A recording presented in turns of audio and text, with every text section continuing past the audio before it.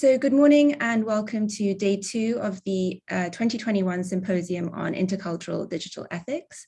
For those who were with us yesterday, welcome back.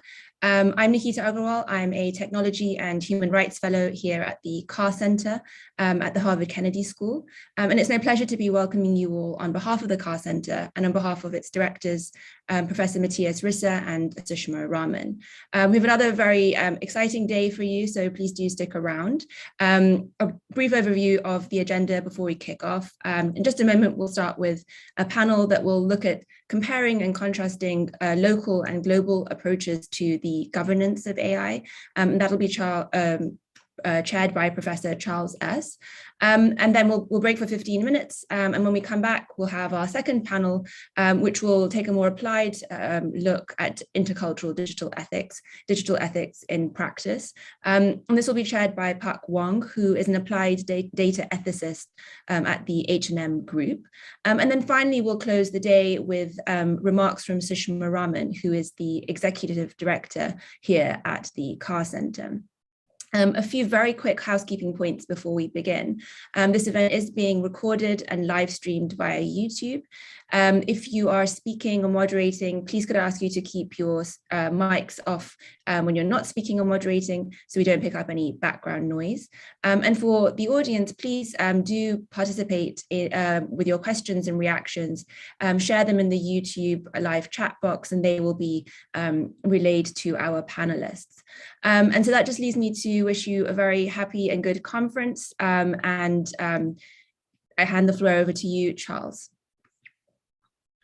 Thank you and welcome everyone. And I hope everyone managed to get some rest after yesterday. It was intense, but exciting and fruitful.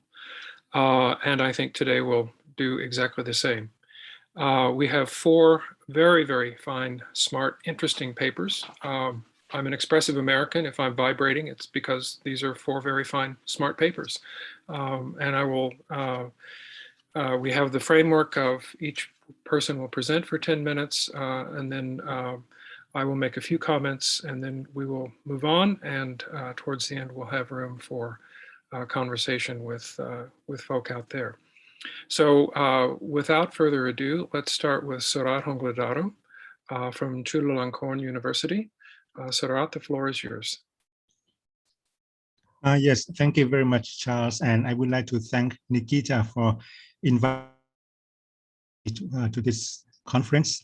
It's 8 p.m. here in Bangkok, so I'm a bit tired because I had a class. But anyway, I'm excited to meet Charles virtually and meet everybody. I am sharing my screen. And the topic of my talk is non-Western AI ethics guidelines, implications for intercultural ethics of technology. Let me expand the slideshow. Okay.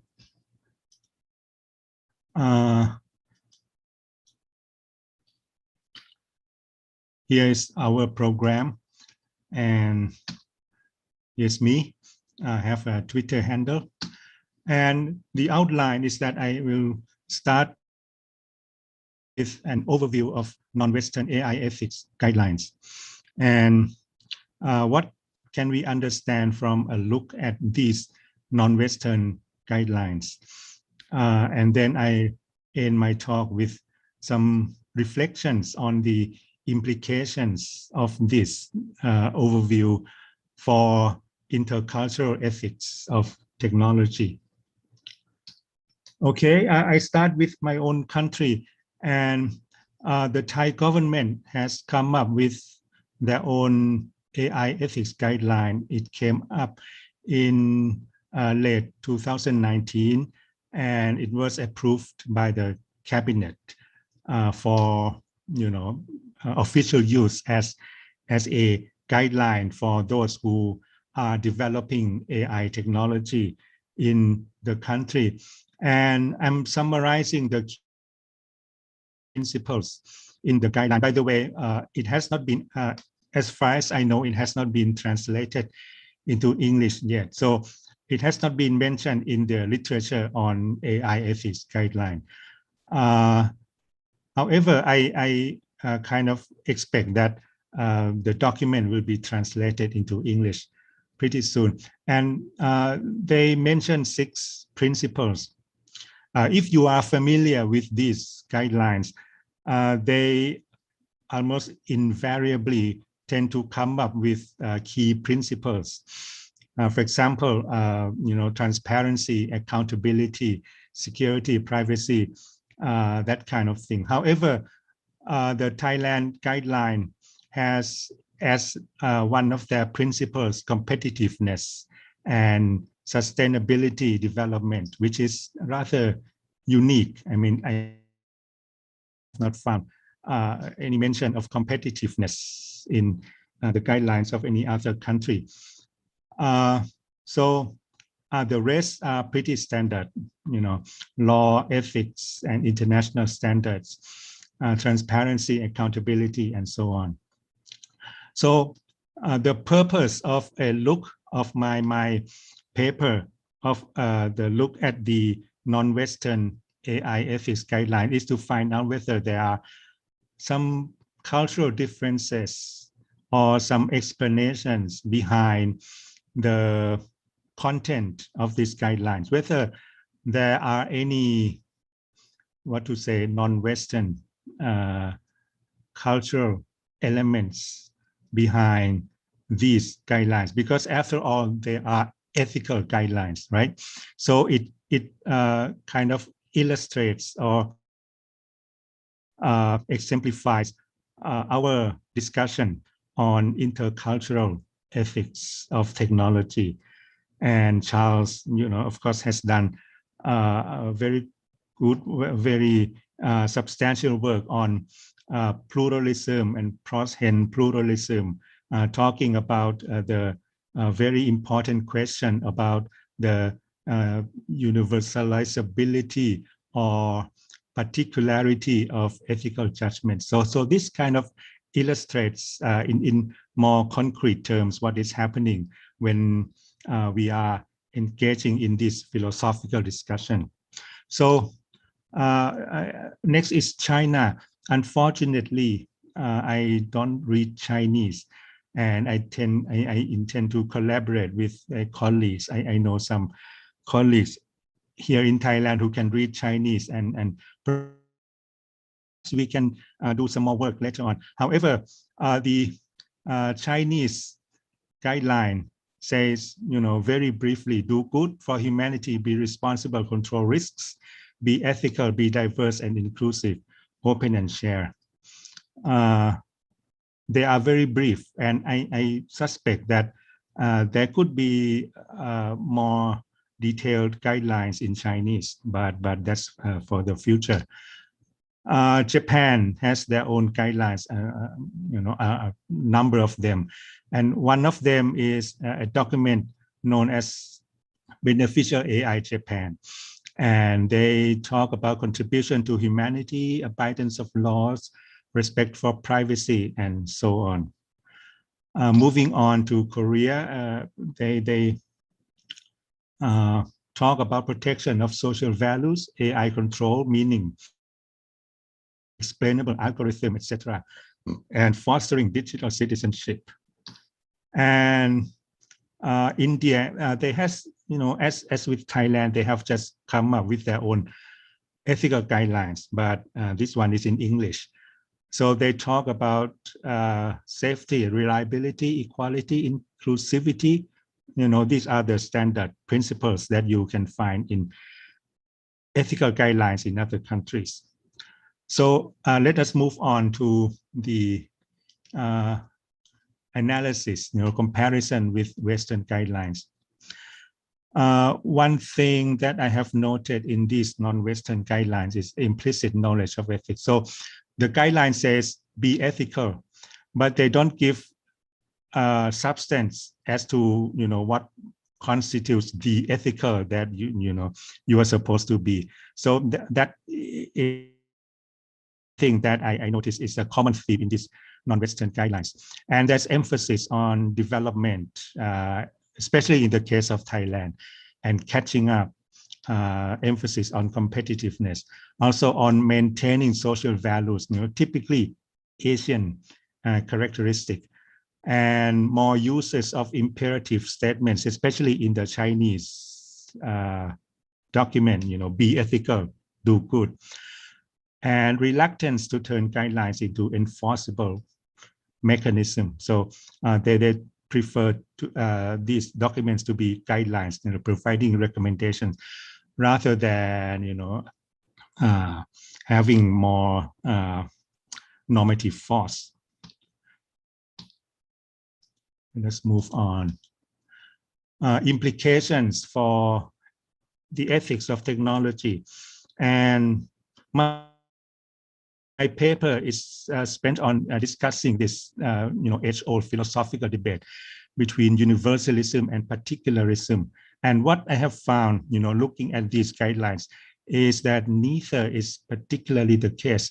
I mean, you cannot go all the way toward universalism, and you cannot go all the way toward particularism either. The guidelines look the same only at the surface. I mean, these key principles. But as I have said, there are cultural differences if you look deep enough. More attention should be paid to empirical conditions, and that is my argument I propose in the paper. None of these guidelines say anything about their own cultural heritage, which is, I think, a loss, and it's something that we can be critical of in these non-Western guidelines. They don't refer to any justification. I mean, they look at the AI situation at present, and they anticipate the future, and they present their own guidelines. And these guidelines also try to integrate themselves into the global community, but still we can find, obviously, the cultural differences. And my proposal, coming back to, non-Western intellectual resources should play more role. So I think I am within the time limit. That's my last slide. Thank you very much for your attention. You're not only within your time limit, you are well ahead of your time limit, but thank you very much for that. Great. Yeah, as with all the rest, I very much enjoyed working through the paper. I think, as usual, you've been a little too modest about what you've done here. I mean, partly for the sake of time, but you extend, there's an exploding number of guidelines. I think at last count, there's 160 or something like that.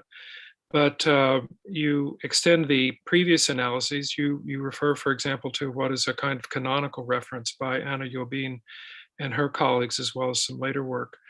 You add Thailand, China, Japan, Korea, but also Singapore and Dubai, along with India. And to my knowledge, this is new, or at least in the English-speaking world. I was struck by several things, and one of the first ones is one of the points you also highlighted, which was perhaps it's an Asian trait, an ethics guideline telling those concerned to follow ethics without specifically giving its content. And I have in the back of my mind a kind of question that you can put in your cube. I want to say a couple of other things as well. And that is, I wonder if partly because in these cultures, at the risk of very broad overgeneralizations, there may be in some way a sort of closer alliance with more oral approaches and ethical teachings. So in Confucianism and Buddhism, as you know better than I, it's often a matter of stories that are told in particular contexts to particular people, rather than trying to flesh out broad universal principles. And I wonder if that's just assumed in this context as to how we will go, but I raise that as a question. You rightly point out that these documents, with the exception of the IEEE, as we saw yesterday, don't go into their own cultural roots, but this is, if as it were, universal. I think you say it more in the paper than you did in your presentation, that Anna Yobin, I mentioned Aline Shakti-Franske, there's a kind of ethical superficiality that norms are mentioned, but they're rarely identified in any terms that an ethicist would recognize, much less grounded. So that may be a universal in its own right. I couldn't be more on your side, as you know, that we can look for different sources for human dignity and autonomy, as you have already done. I mentioned yesterday your chapter in our 2007 anthology that from a Theravadan Buddhist perspective, you can still build a conception of an empirical self that works as a notion of autonomy that would support democracy. So as a question though, and well, yeah, I think you persuade me that this is by no means proof that Kant and Locke were right, for better and for worse. But I do have a second question, and that is your overall argument or trajectory is that the similarity of norms is a matter of what you call the exigencies of AI.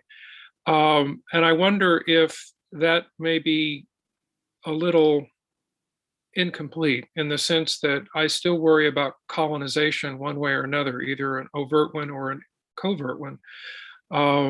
And so I'm wondering if these exigencies of AI also include, if you will, perhaps a more covert colonization that's included in the very design, build, and language of the technologies themselves. That also needs, it's not to say that it contradicts or goes against your argument, but might be another trajectory to look into. Thank you. Do you want me to reply to your questions now? Please. Yeah, okay. Let us go back to your first point about lack of content in the injunction to be ethical.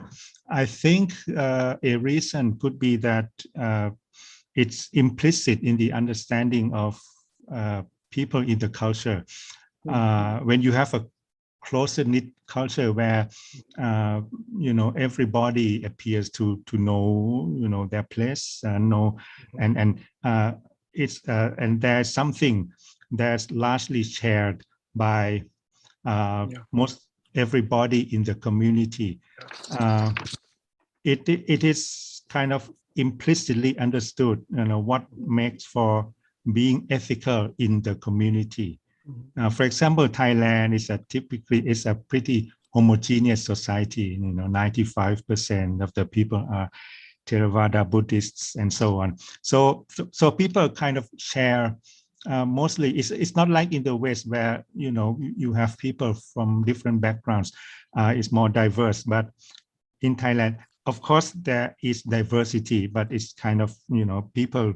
And this we can be critical of, but on the whole, people tend to share largely the same set of ethical standards. So when the guideline says be ethical, people kind of know, and the drafter, the writer of the guideline kind of know what should be the content of the ethical here.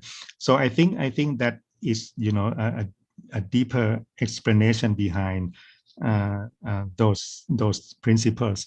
And as for your second point, I agree that there is something implicit in the algorithmic system of AI itself. That's why we need AI ethics.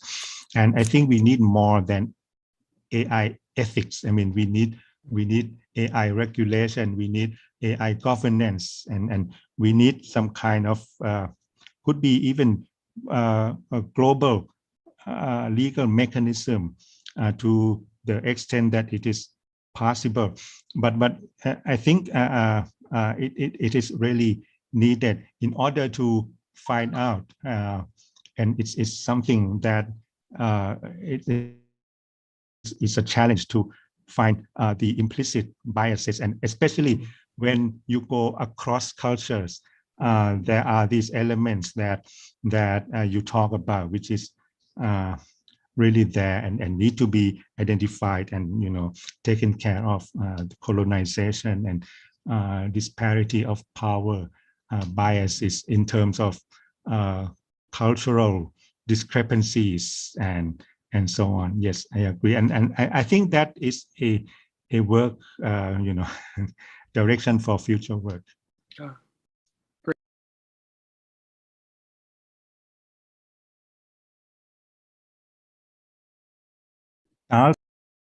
I think you are muted. Thank you very much. Indulge me in allowing me to say it's such a pleasure to talk with you again. It's been a while. Too. Yeah, thanks. Our next speaker is Rosanna Thani, whose paper is titled Transatlantic Norm Cohesion and Cohesion and Collision in AI Governance. So Rosanna, the virtual floor is yours. Can you all hear me okay? Hope so. So I'm going to share my screen. And yes, so I hope you're all able to see my screen now.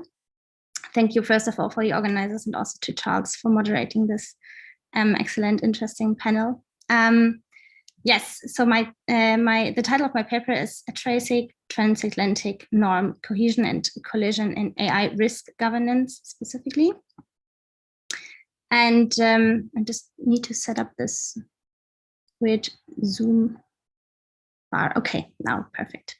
So yes, the title of my paper, as mentioned, Transatlantic Norm Cohesion and Collision in AI Risk Governance. And my key argument is basically that norms are a significant factor when we look at the regulation and the regulation of AI. But we don't yet understand well enough what happens when those norms collide specifically. So this paper is actually one attempt, let's say, to trace the process of norm cohesion and collision in and through AI governance. First, I am asking myself, or asking generally in this paper, why to study norms. Norms, as I define them, are a set of unwritten principles, practices, behaviors, or routines that guide human action. And already in 2002, Hofstede points out that studies don't really consider cultural differences between the countries in which transnational technology firms operate. So that's super interesting. And now, fast forward almost 20 years afterwards, obviously technologies have been increasingly pervasive in our everyday life. So I add to this observation the work by Tjalling Squestra. She's a technology philosopher and ethicist, and she adds that when the direct impact of complex technologies is more difficult or impossible to assess, so norms, these soft impacts tend to be disregarded by actors. It's really important in that regard also to mention that the accountability regime is, let's say, inefficient. So I'm still asking myself, it is really unclear what happens in the situation of a cultural mismatch. So basically when those norms collide rather than diffuse. Recent research in political science and international relations already pays attention to those norm collision processes. Crederson and CERN 2021 published a paper on diverging normative contexts, basically, and they argue if colliding norms reflect fundamental conflicts over the question of according to which social purpose a certain subject matter is governed, then there's a conflict over the values. So this means that diverging normative context can be an important factor for political contention.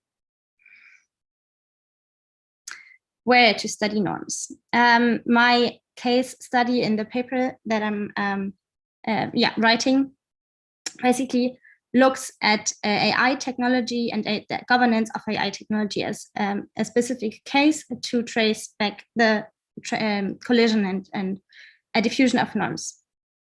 Why is that? Well, because since the first country, Canada, has adopted a national AI strategy, at least 60 countries have by now published some form of policy for AI. And this is also, as I argued before, because countries maintain different positions in regulating, for example, facial recognition or the storage of biometric data, or AI systems used in certain contexts, such as hiring processes, public administration, or policing. And for this reason, I will investigate, or I'm investigating on what norms those AI policies are rooted in, and which normative contexts are more or less compatible with each other. For that purpose, I study comparatively the US and the EU. In the roundtable of the Forum for International Cooperation on AI, which is a multi-stakeholder initiative that advances an international conversation about AI.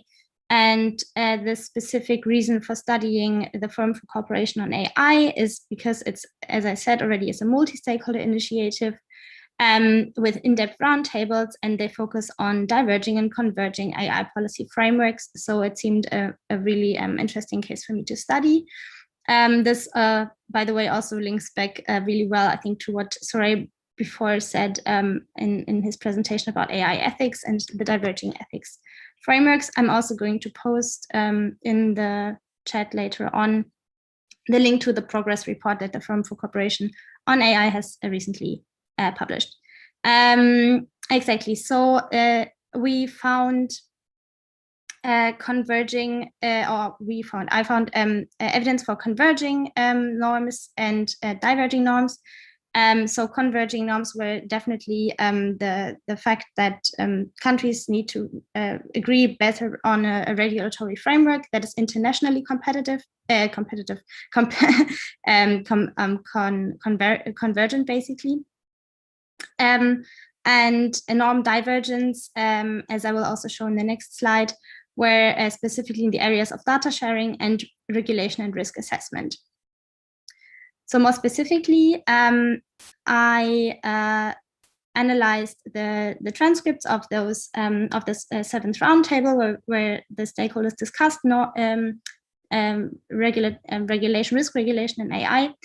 And based on that, you can already see that there are many differences in which in the way that the EU and the US are framing the regulation of AI. So, for example, the EU in the need for risk management. So, how do we regulate the risk? The EU looks really at from a long-term perspective. So, for example, fundamental rights, the erosion of fundamental rights such as freedom of expression, discrimination, and administration, also on. While the US actually is more context-specific and application-specific, excluding thereby some of those epidemic, more long-term risks that the EU is regulating on, and thus the regulation seems to be more short and medium-term oriented. I developed the analytical categories, those four, and I developed a similar set for norm convergence, but in the sake of time, I just present these for analytical categories for norm divergence. And as this is basically really my first assessment, I really look forward also to the discussion and any feedback. Very quickly, how to study norms. So what is my future research agenda, or future research agenda in general in this field? I'm really unsure whether these analytical categories hold firm in, for example, also other areas of technology policy. So whether it's not really, if it's maybe just really AI specific. I also don't, I'm still looking for ways to test norm convergence and divergence with more quantitative processes or data. For example, also in policy frameworks or documents with text analysis. But last but not least, I think what really also is a key point, and what Soraya already highlighted, is the norm diffusion or normative collision processes of technology policy frameworks between the global north and the global south, which I'm also writing my PhD on, and more specifically, different forms of, for example, indigenous technology governance in the Asia-Pacific region, and also the transposition of norm diffusion and collision to other contexts, let's say not just technology, but also intercultural conflicts such as climate justice, health policy, or migration. Just to wrap up, My point basically is that AI governance is determined by this, what I term as norms, complex set of social, political, cultural, and legal prerequisites, but it's not yet sufficiently conceptually linked or empirically researched in relation to transnational norm diffusion and collision process, and there are many open questions that would be of help for, I think, several stakeholders. So thank you for your attention, and I look forward to the discussion. Great, thank you very much. It's a wonderful compliment to Sarat's paper to start with, because it reiterates the sort of relative superficiality of norms on the one hand. But at the same time, one of the things I appreciated was that your analysis shows it goes beyond the sort of homogeneity that has been identified by people such as Aline Shaktifransky, the sort of values canon. So I was very happy to see the conflicts that you brought out. I think your taxonomy, as you indicated towards the end, is certainly open to question or open to revision, open to improvement over time. But as I said yesterday, the difficulties in approaching technologies through various frameworks. You used Hofstede, I think, in a good way, and it was also good to add Suistra, who I don't think has been used quite enough in a way. But at the same time, you're giving us a nice, nice is not the right word, you're giving us a very well-grounded, fine-grained and empirically tested taxonomy, which takes us beyond overly simple cultural generalizations. So I think that's quite valuable. I'm also a big fan of thick description and critical cultural analysis. And you also in your paper, if I'm remembering correctly, add critical race theory. Am I remembering correctly? Yes. So all good. I was also particularly interested in how you draw the distinction then between the EU and the US, as you have done. This has been in some ways researched or indicated for a very long time. There's a wonderful article by James Whitman that I'll give you the reference to in the chat that goes back to the 19th century that shows where these differences come from. But I think that you help illuminate and unpack those differences in ways that I haven't seen before. So I think that's very helpful. I have, however, a very unfair question. And it's so unfair that you can say that's unfair and I don't have to answer it.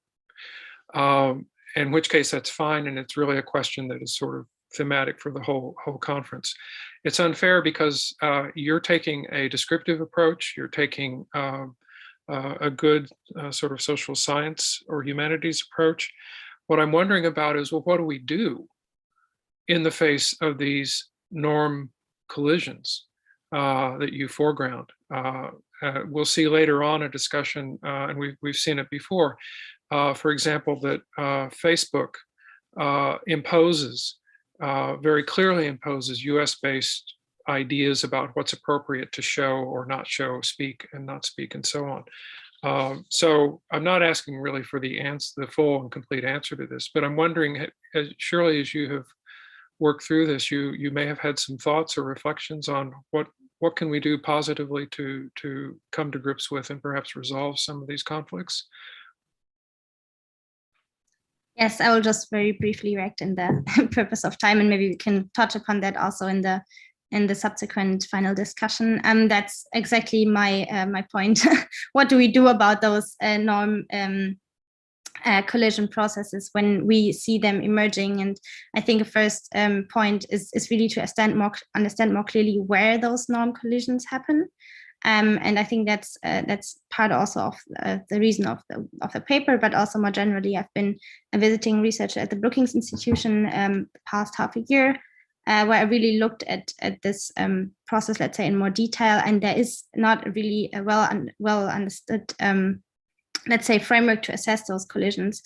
What do we do about it? The project, the Forum for Cooperation on AI, is one of those, let's say, processes, really broadly defined, which aims at creating a diverse, more or less diverse, let's say, discussion among stakeholders upon what to do about those collision processes. And it's really interesting because we've conducted 9 roundtables so far, and the interest was really overwhelming. And what I also reference in the paper, what I also think is really important, that it is not just a purely policy-oriented dialogue or purely technology stakeholder dialogue, but it's bringing diverse actors together from different countries. And I think talking it through, so to say, is one of the main, let's say, pathways, let's say, for at least getting a shared understanding of what the issues are to then work on them on different levels. But at the same time, I see it very critically, for example, the fact that the GDPR had the extraterritorial effect and thus populated, let's say, rules that were, let's say, for the EU context, really well applied and adapted to the rest of the world, because who knows if Rwanda needs a data protection framework. So I think when we see collision of norms happening, we should always reflect in the regulatory context in which we try to resolve those normative divergences, let's say, and leave space, let's say, to other entities. That's great, especially for such an unfair question. It triggers in my mind some recent work on precisely trying to resolve using the GDPR in different contexts, but I'll save that for conversation at another point. Your comments also are a wonderful segue into the next paper by David Paurilli, Designing a Universal Framework for Privacy Challenges and Obstacles. So again, Rosanna, thank you very much. And David, the virtual floor is yours. Are you there? Don't see him. I'm here. Okay. Yeah, I'm just setting the computer. Yeah, and the camera. Okay, great. To have a better view, because otherwise it was too sunny on my right side. The sun is directly from the window. Thank you very much. I'm very happy. I'm very honored to be part of this symposium. I'm very happy that you are the chair, because honestly, I learned a lot with you and your papers during my research, as well with Professor Ogladarom. So really, I'm excited and happy to be here and to present some results of preliminary results of the research. Then carry on. Actually, can you see the presentation?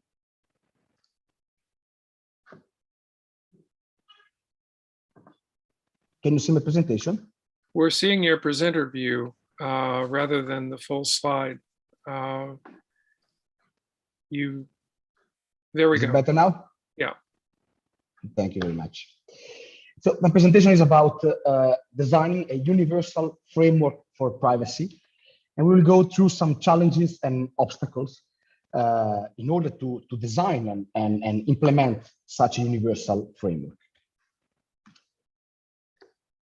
This research is part of a PhD project about design, ethics, and privacy, under supervision of Professor Rodrigo Ramirez, who is also co-author of the paper. And the goal of my PhD is to create a universal framework for designers in order for them to incorporate privacy into service design, which is basically the creation of all the services in all different fields. So not only in the digital area, but also in the health area, in the transport area, basically in the banking area. I mean, service design is really involved a lot of economic activities in order exactly to have privacy into the services that we use every day. So in a nutshell, a short introduction about the background of the research.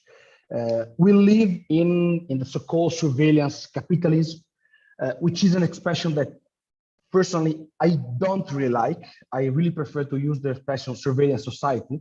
I think it's much more precise and describe much better the world we live in, which basically is the massive data accumulation and processing for different reasons, including and mainly for political and commercial purposes. Another important piece of background information is that, as pointed out by Professor Floridi and also by Professor Cohen, we live in an hybrid status between being constantly online and offline at the same time. And there is an expression suggested by Professor Floridi on life, which I think really describes very well the situation, the reality we live in, even the reality we are living now. I mean, I'm sitting on my desk in the offline world, but I'm talking to you and to a number of people that I don't know while being online. So the online experience and the offline experience merge into an on-life experience. And the methodology for the research that I present during my presentation is a literature review, mainly with a special focus on human-centered design and intercultural information ethics literature. So, talking about surveillance or tracking, and short, I will explain the difference between the two. But surveillance is nothing new, actually.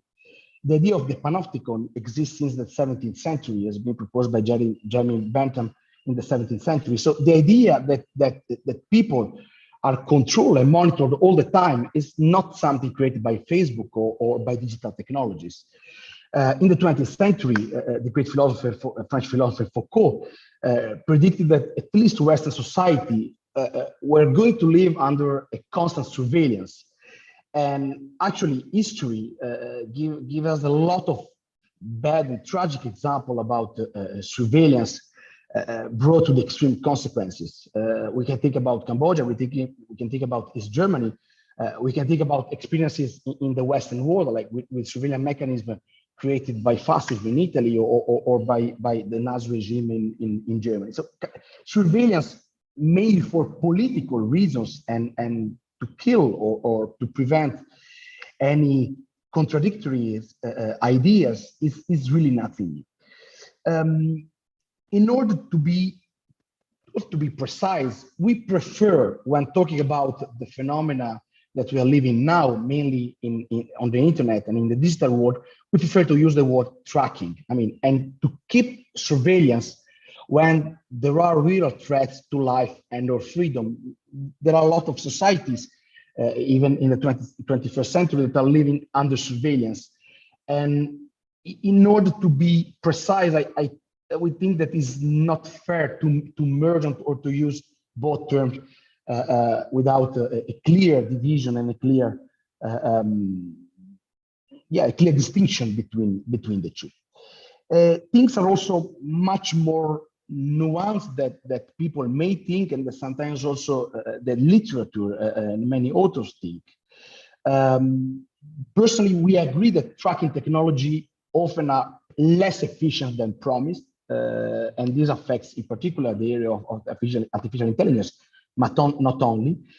And there is also a very interesting fact that people are not always obliged to be monitored all the time, but there is also an interesting phenomenon of the inverse panopticon, so that people really decide and choose to be monitored, and they willingly surrender a lot of personal data that actually do not be necessary to receive services and to live their own life. Regarding privacy and design, well, privacy is, we can say, there is a divisive and confusing term, and from the design point of view, which is of course the focus of my research, design lacks a designerly understanding of privacy. So designers should rely to a taxonomy coming from law, from social sciences, from humanities, but there is not yet a designerly understanding of what privacy is. This does not mean that design and design as a discipline did not care about privacy so far. I mean, we have brilliant authors like Friedman and Henry who suggest the value-sensitive design, which regards privacy as a value to protect and enhance. But the question is, what is privacy for them, and what is privacy in general for design? First of all, we propose creating a taxonomy about that to be used in the design field, but not only. We propose two meta categories of privacy, meaning the bodily privacy, privacy that affects our body and our physical integrity, and informational privacy, which is the right to control the dissemination of personal information, both online and on life. We should not neglect, of course, the impact of culture on privacy. I mean, of course, in the presentation, we cannot go through all the specificities and details, but just to summarize a bit the things, there is a big duality between collectivism and individualism. But as Professor has cleverly suggested, the cultures change and evolve. And indeed, we see that countries that traditionally are more collectivist, like China, South Korea, and Japan, have data protection legislation. We propose our own definition of privacy for design, which, since I don't have a lot of time, I'm not going through the definition, but basically, the definition that we propose is a context-independent definition, so it can be used online and on life, and tries to be as minimal as possible in order to encompass different cultures and different sensitivities. A very important question when talking about privacy and design is a fundamental question: is why designers should care about privacy? Not because it's fashionable, not because it's fancy, not because legislation asks for that, and we'll spend some more words about that later on. But basically, we think that the best answer that we found so far is because we are our data. So the personal information are ontologically part of our being. And when we control our data, or more appropriately, when we don't control our data, well, it means that we lose control of some of our ontological features.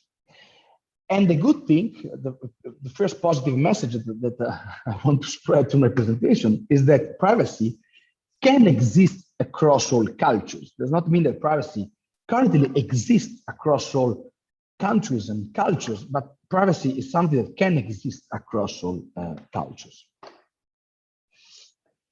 When talking about a universal framework, the first thing that came into our mind is, can we talk about a universal legal framework? Since there is, I mean, many countries have privacy legislation, and this could be the most obvious answer when we want to design a universal framework for privacy. Well, first of all, we have to say that design problems are multicultural, and designers need universal tools to understand and apply privacy. In our paper, we go through we have a total example about the design of a product that involve different countries, different cultures, and different sensitivities. And we see, I mean, this is the experience of designers every day in their current practice and life, that we work more and more in a multicultural dimension, and therefore we need a global understanding of what privacy is and how to apply privacy principles. In general, the privacy legal rules that exist are very general, and you think about the Universal Declaration of Human Rights or the European Convention on Human Rights, or are regional. I mean, the more detailed rules that we have, like the GDPR or Convention 108 of the Council of Europe, do not apply on a global scale. We wonder whether regional regulation can become global standards, like, and this is the proposal or what the European Parliament is pushing, in order so that the GDPR can become a sort of global standard when talking about privacy and data protection. Well, there are big risks about that, and the main two risks that we assessed is the ethical absolutism and a sort of neocolonialism. Furthermore, there is a more fundamental issue is that legislation is not very effective at securing and improving privacy. And we have a big example, is the example of the GDPR, which is a good piece of legislation, for sure. But as Professor Zubov clearly analyzed in 2019 book, the GDPR did not change the paradigm of surveillance capitalism or surveillance society. Basically, things didn't change much. We have also very interesting. David, Yeah? I'm very sorry to interrupt, but according to my clock, you're a minute or two past, and we need to hold the time. Can I ask you to wrap up? Sure, I will. Thank you. I will move to the. Here's my last slide actually about the other potential universal framework, which is an ethical framework. In this case, we have the intercultural information ethics, offer useful tools and methods to create such a universal design privacy ethical framework, looking for shared answers, but without imposing the values of one culture. There is a big challenge, of course, which is finding a cultural middle ground. But another very positive message from our research is that privacy is understood and applied differently across culture, but it is a human universal. There are a lot of challenges, I said, like who will draft the framework, but this is, I think, will be for next conference and next presentation. Thank you very much for your attention, and sorry for having spent a bit more time than expected. Your enthusiasm is appreciated.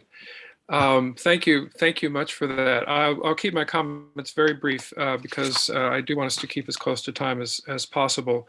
And I'll send you a more complete set of comments at some point soon. Again, I think the way in which you have, well, it's an ambitious agenda. I love the idea that we can have a designerly understanding of privacy, one that your definition might well work in terms of being context dependent or context sensitive. I've seen some ethnographies, however, of engineers, particularly robot designers, which suggests that they are not particularly interested in ethics generally.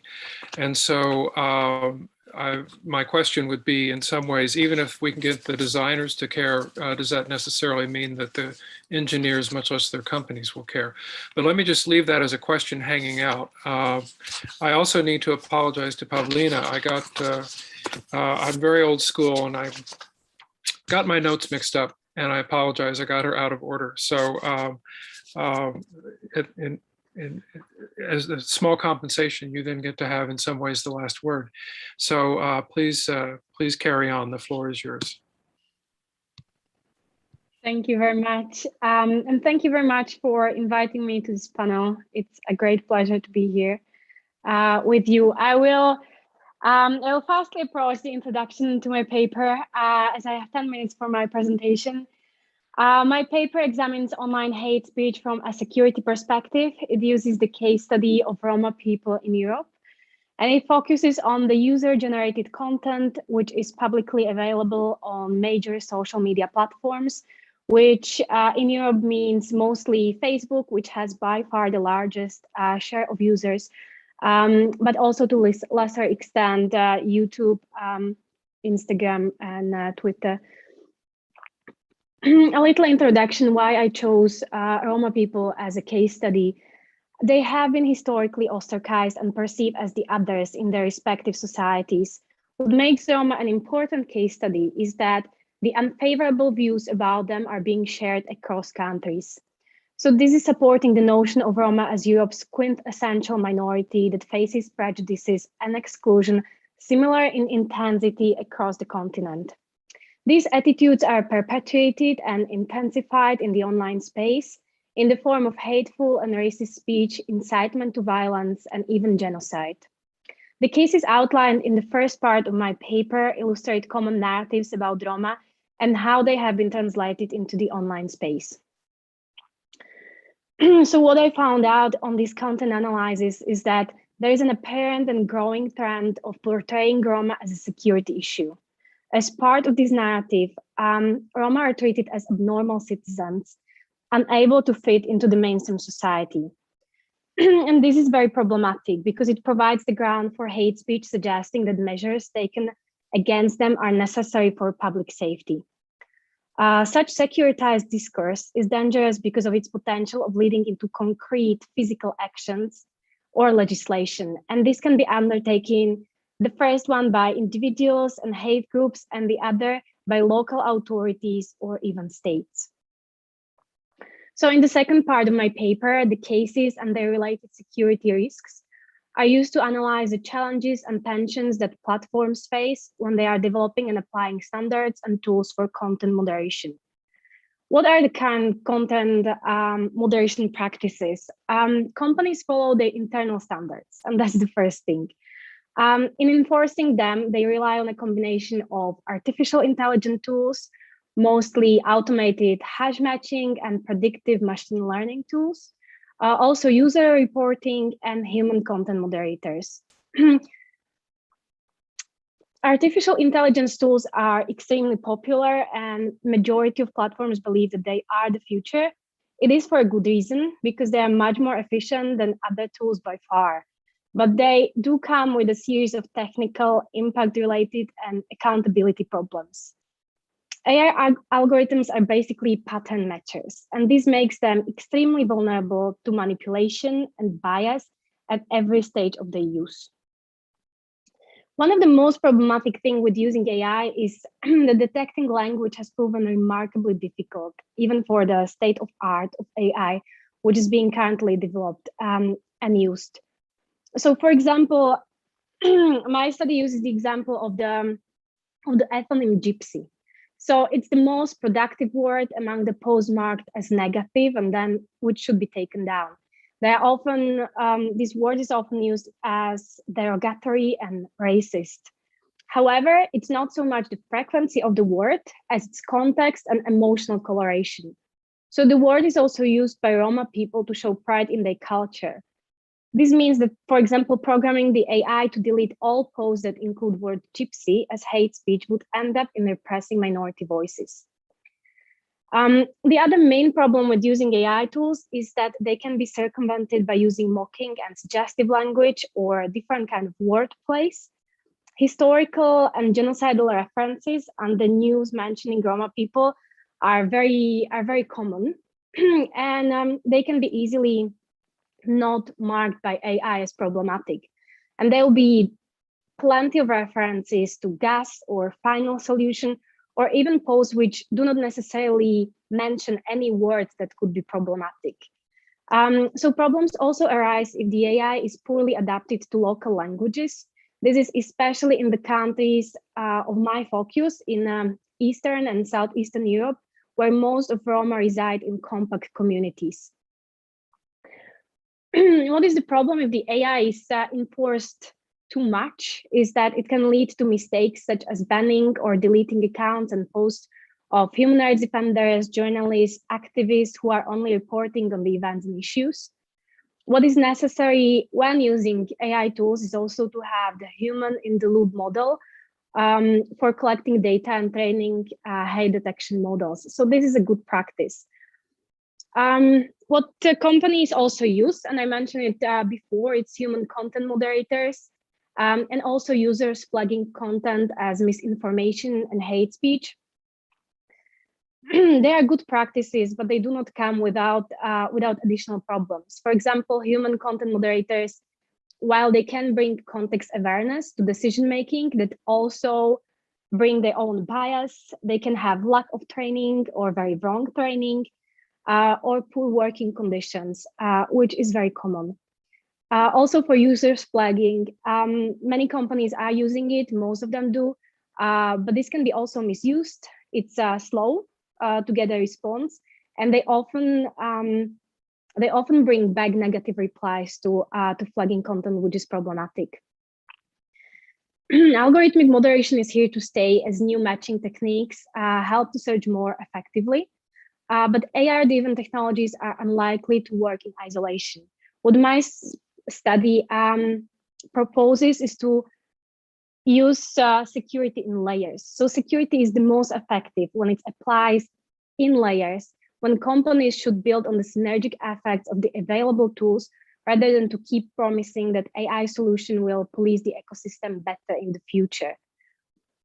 Because what is also true about AI decision making, AI, it's decision embedded in code, and these decisions cannot be essentially escaped.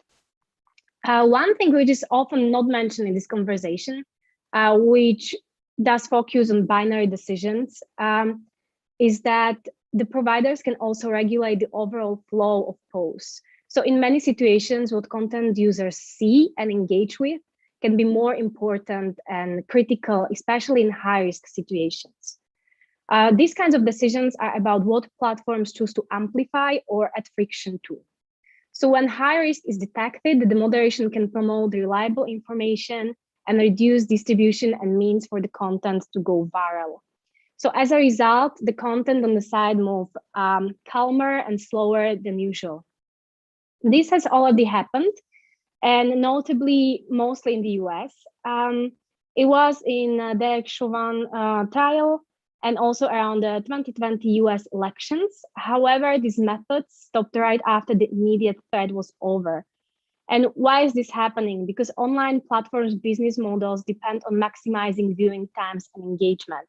So the companies have been accused of putting upfront profitability instead of acting on their social responsibility. But this is problematic because they are too big to fail on the society. They are no longer just private companies with their private decisions, because platforms' decisions on content have a role in shaping events with literal life and death consequences. So yet the current regulation of user-generated content provide platforms with secrecy and limited accountability. This is so problematic on so many levels, and also for the research, because any research on platform regulation and moderation can be at best informed guess. The content moderation processes currently work as a series of unilateral, unaccountable, not transparent, and ad hoc decisions. Norms that vary according to each company's business model and abstract assertions of community interest have created very unpredictable and very unsafe environments for people beyond the user space. So minimum standards of decisional transparency are essential to allow the users to understand the patterns of governance within which they are being embedded. The key concern remains the lack of agreed law and regulation that would detail the role and responsibility of social media companies. And this is where the states come to the picture, because as main guarantors of security and human rights for their citizens, states should introduce and enforce stronger hate speech legislation that would lead private companies in adopting victim protective standards. But with a large cross-pollination effect, and this is especially relevant for our panel, states also need to understand that this is a global conversation, and the debates held in the US and in the EU and the agreed norms will inevitably influence other countries and regions. So building safe and social media ecosystems will be full of trade-offs. But what my study proposes is very important to examine them and being aware of these trade-offs rather than believing in a silver bullet solutions of the AI of the future.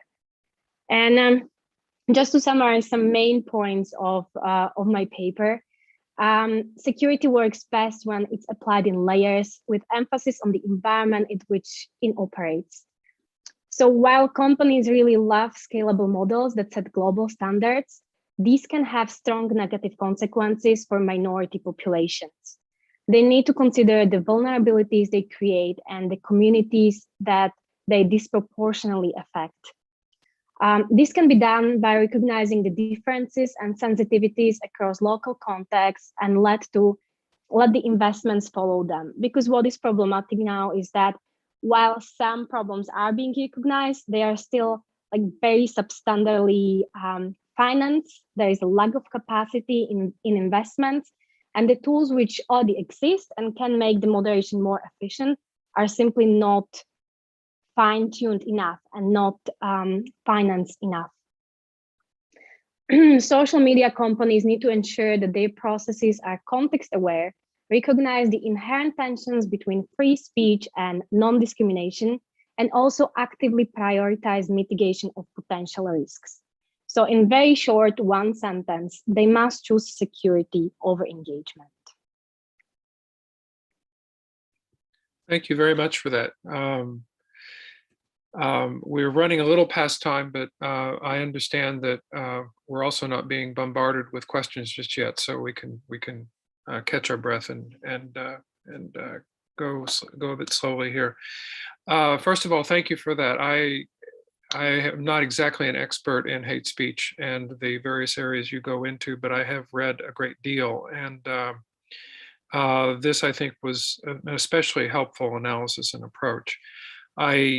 I think your suggestion for a layered strategy makes enormous sense. Your analysis of the Roma, unfortunately, confirms what we all know and what we experience, and what we heard yesterday by Giulia D'Agostini in the case of Facebook censorship of indigenous peoples in Brazil. I would add to that, I don't know if it would help your case studies, but here in Norway, it was a big deal. I think it was pretty much around the world in 2017 or so, when there was this censorship of the so-called Napalm Girl photo from Vietnam. Yeah, so that was one case where users, and especially the Prime Minister of Norway and the editor of the major newspaper, objected. There was a kind of freedom of speech campaign against Facebook, and they managed to turn that around.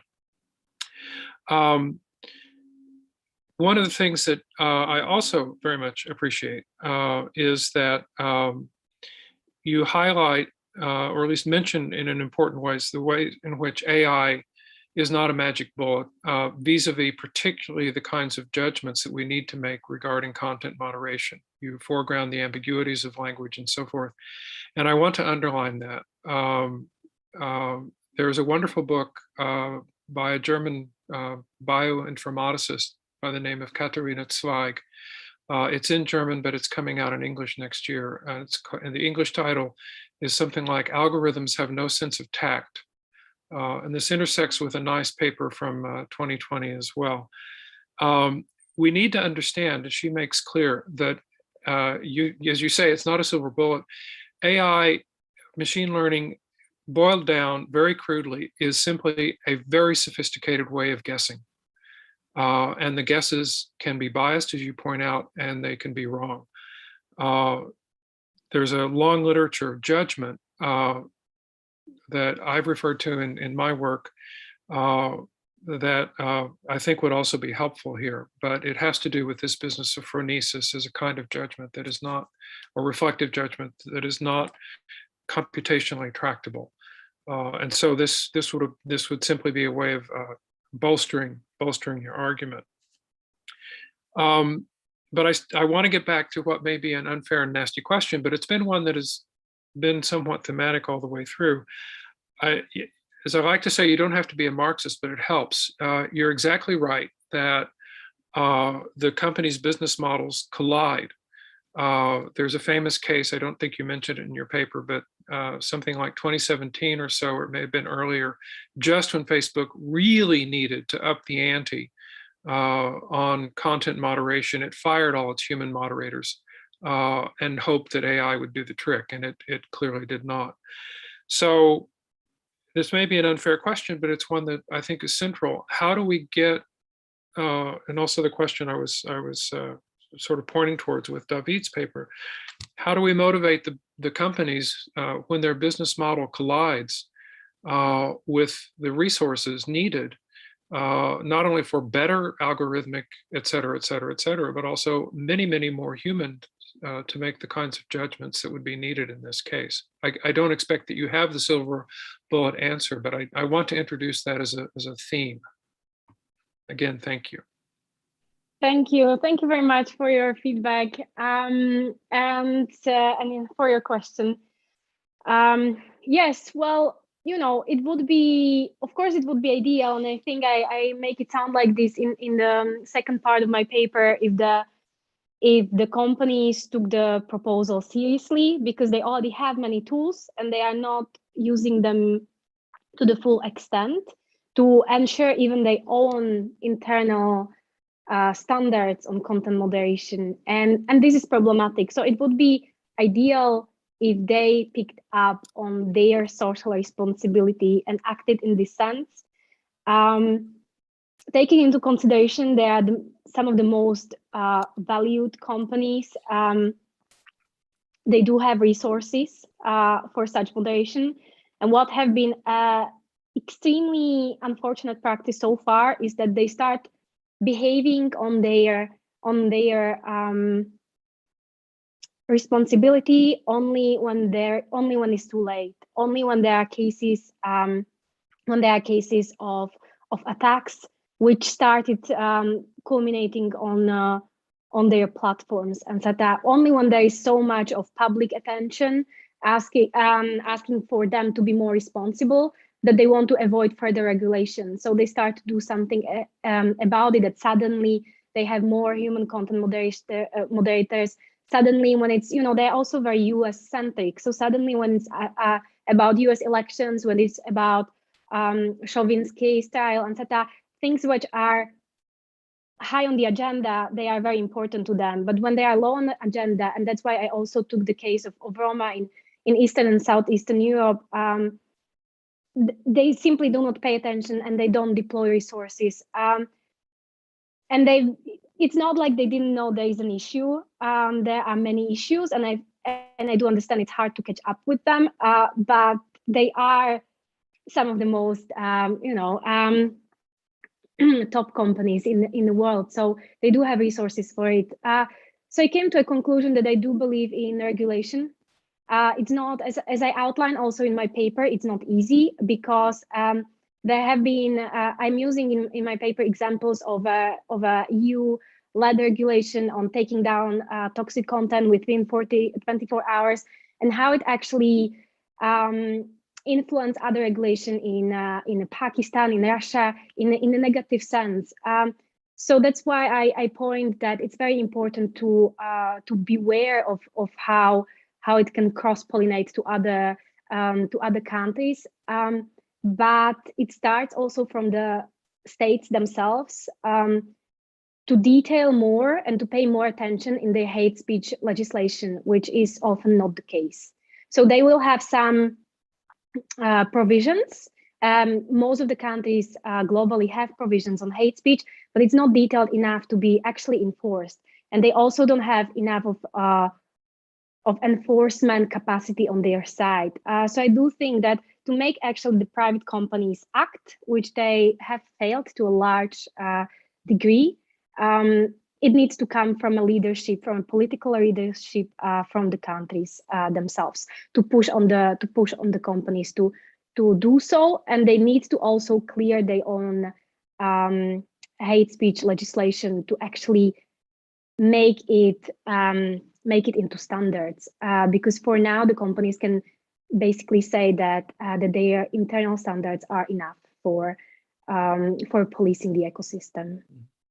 Great, thank you. It's a complex answer, but I think one that points us in the right direction by all means. I'm not sure that we have any questions right now in the queue. So if I'm correct about that, can I ask the panel participants to come back and just a quick round robin. See if you have a comment or two you want to address to one of your cohorts here, and maybe pop up a hand so that in case everybody wants to speak at once, we don't. But I'll try to moderate that. So please, are there comments or observations for one another? Or maybe Nikita has a question, since she's the grand mistress of all of this.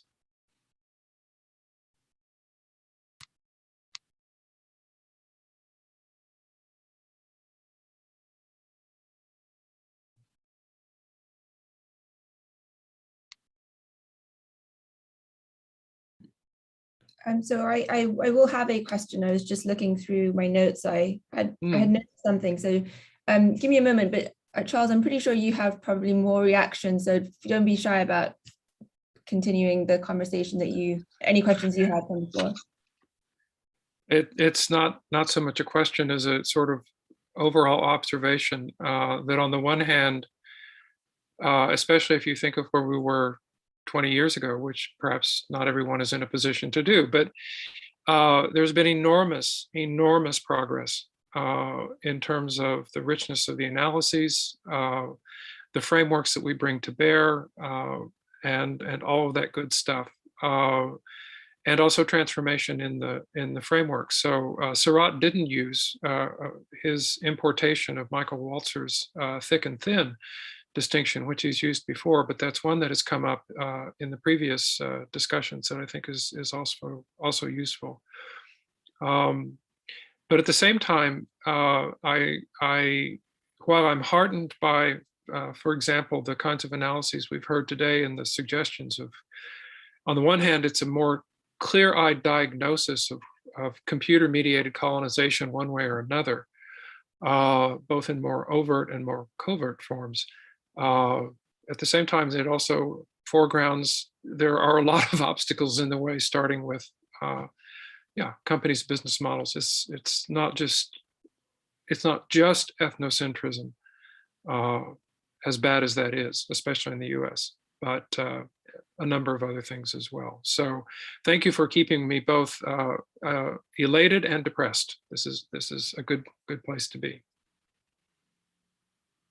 at least for a philosopher. Nikita. Sorry, I remember my question. So this really is mostly relates to Suraj, your work and what you relayed today. I've always been interested because you've made the argument many times, or in the work that I've read maybe more recently, that privacy is a Thai value. Like it's a value that at least now is a part of maybe you're going to say Buddhist ethics or cultural ethics, the cultural values of Thailand. And I've always found it very interesting, sort of the process by which you get to that observation. And I wondered whether you could tell us a bit more about how you came to that conclusion, and particularly what implications you think that has for other countries, because there's definitely a view from the outside that privacy, or this more individualistic idea of privacy, perhaps is a more Western value, and that's like grossly generalizing. But if I'm not mistaken, you kind of dispute that. Yes, thanks a lot. I'm sorry. Yes, and this harks back to my earlier work that I did with Charles quite some years ago, where he edited a special issue of ethics and information technology, if I remember correctly, some more than 10 years ago. And to answer your question, I think privacy is a function of society. When society is in one shape and form, privacy might not be so important in that kind of society. I'm talking about ancient one or pre-modern one. However, when society develops, the conception and understanding and of privacy tends to form itself. And this has been the case in my own society as I have observed it. And right now, Thai people have been more aware of their own privacy rights, and they have been calling for more privacy, as with other aspects of modern, the norms that we take for granted in modern society. So in a way, we could say that it's part of being a Western or universal norms. But I tend to look at it in a more nuanced way and in a way that it's a part of the local society being in communication and being in engagement with other societies, and as a result, as a function of such engagement, the norms that operate within the local society tend to change, so that people can relate to one another in a kind of a more effective, smoother manner. So it does not necessarily mean, philosophically speaking, that Thai people, for example, become enlightened and they start to understand the Kantian liberalism, for example. I don't think that is the case, but they begin to understand the value of privacy. And as a philosopher myself, I tend to look at this in a more theoretical way, and I have been trying to provide, to search for justification from within the intellectual resources of my own society, and that's where Buddhism comes in. So that's the picture in a nutshell.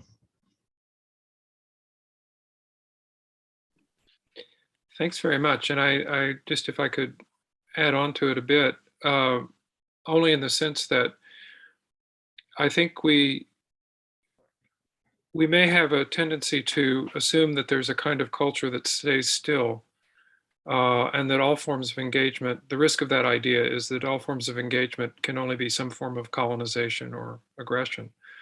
Mary Midgley pointed out a long time ago that it's one world, both physically and morally, and we have to live in it. And at least my experience or observation and some reading is that there is colonization, there's no question about that. But there's also a kind of appropriation that I think is more, to some degree or another, freely chosen. And it's an appropriation that is also a transformation. And Sarat has many examples of this. I think anybody who's lived abroad for more than a month or two also has many examples of seeing something good in what the other people are doing that you would like to bring home or appropriate and so forth. I'm not sure that there's a large literature on that sort of thing, and I realize that it runs the risk of false consciousness and colonization of the mind and all those sorts of things. Maybe other people have a comment on that, but that's at least an area that I would like to learn more or hear more about.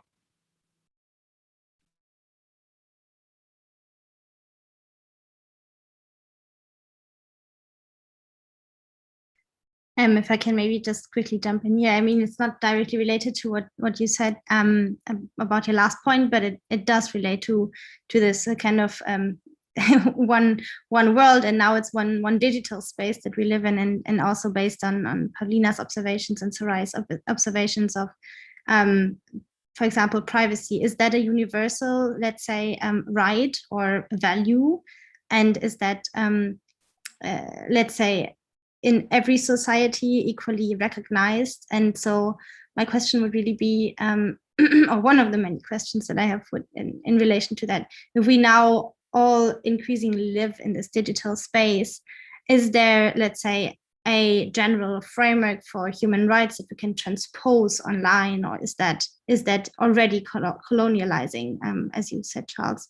So this is one of the questions that I'm wondering, and it would be super interesting also to hear your observations, Sarai, since you've been working on that a long time.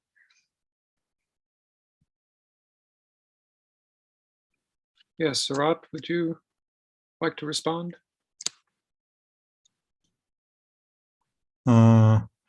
Yes, I'm thinking about, Rosanna asked about human rights, right? And I think we perhaps know that Thailand has been in focus. there has been political struggle in my country for quite some time, and part of that struggle is to call for human rights and democracy. So in a way, there is this common aspiration, you can say that, of humanity or of people in different parts of the world. I don't think they would like to become completely more like Westerner. I don't think it's in the consciousness of those people who go out on the street and call for human rights and democracy, but they want something for themselves. It's a very material kind of a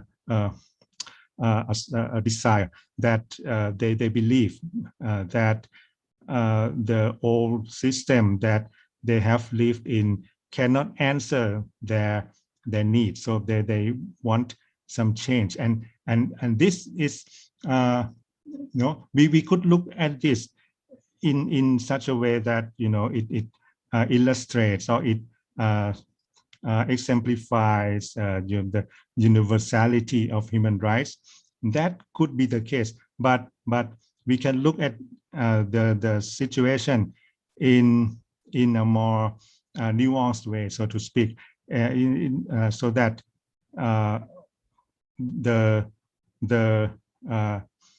and this goes back, as Charles said, to Michael Walzer's analysis many decades back on thick and thin description, and there are the specificities of the desire for human rights that can be explained by looking at the specific histories and traditions of the local people. But when what they struggle, what they aim for can be compared and can be calibrated with the desire, which can be seen to be universal. So I think these two aspects, the specificities and the more general kind of notion that can be understood everywhere, can go together.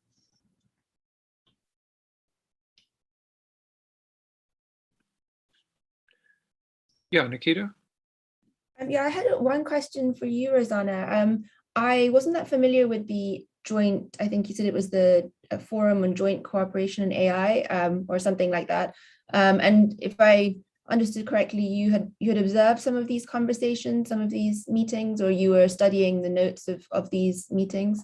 I was just curious if you could share a bit more about, and to the extent it's not confidential, the dynamics of these meetings. So I think it's quite interesting to see some quite different countries, regions, cultures coming together. And one thing I was particularly interested in is to know whether there are sort of any dominant frameworks in those, or dominant views on AI ethics that emerged. So did you see that there, the EU came in, or the US came in with a sort of stronger position because they've passed some very large regulatory frameworks, or was there a bias towards those kinds of views on AI ethics, if at all? Yeah, I didn't explain enough about the Forum for Cooperation on AI given the time, but I'm really happy to obviously follow up. First, maybe the explanation is also in the link that I shared. So it's a Forum for Cooperation on AI. It's a joint, let's say, multi-stakeholder initiative by the Forum, by the Brookings Institution and the Center for European Policy Studies. And I've been indeed following this project as a fellow, let's say, for the last year or so. And in the beginning, it was really the idea to bring the government of the US and the EU together to, let's say, make them speak about the most pressing issues when it comes to divergent approaches to regulation on AI.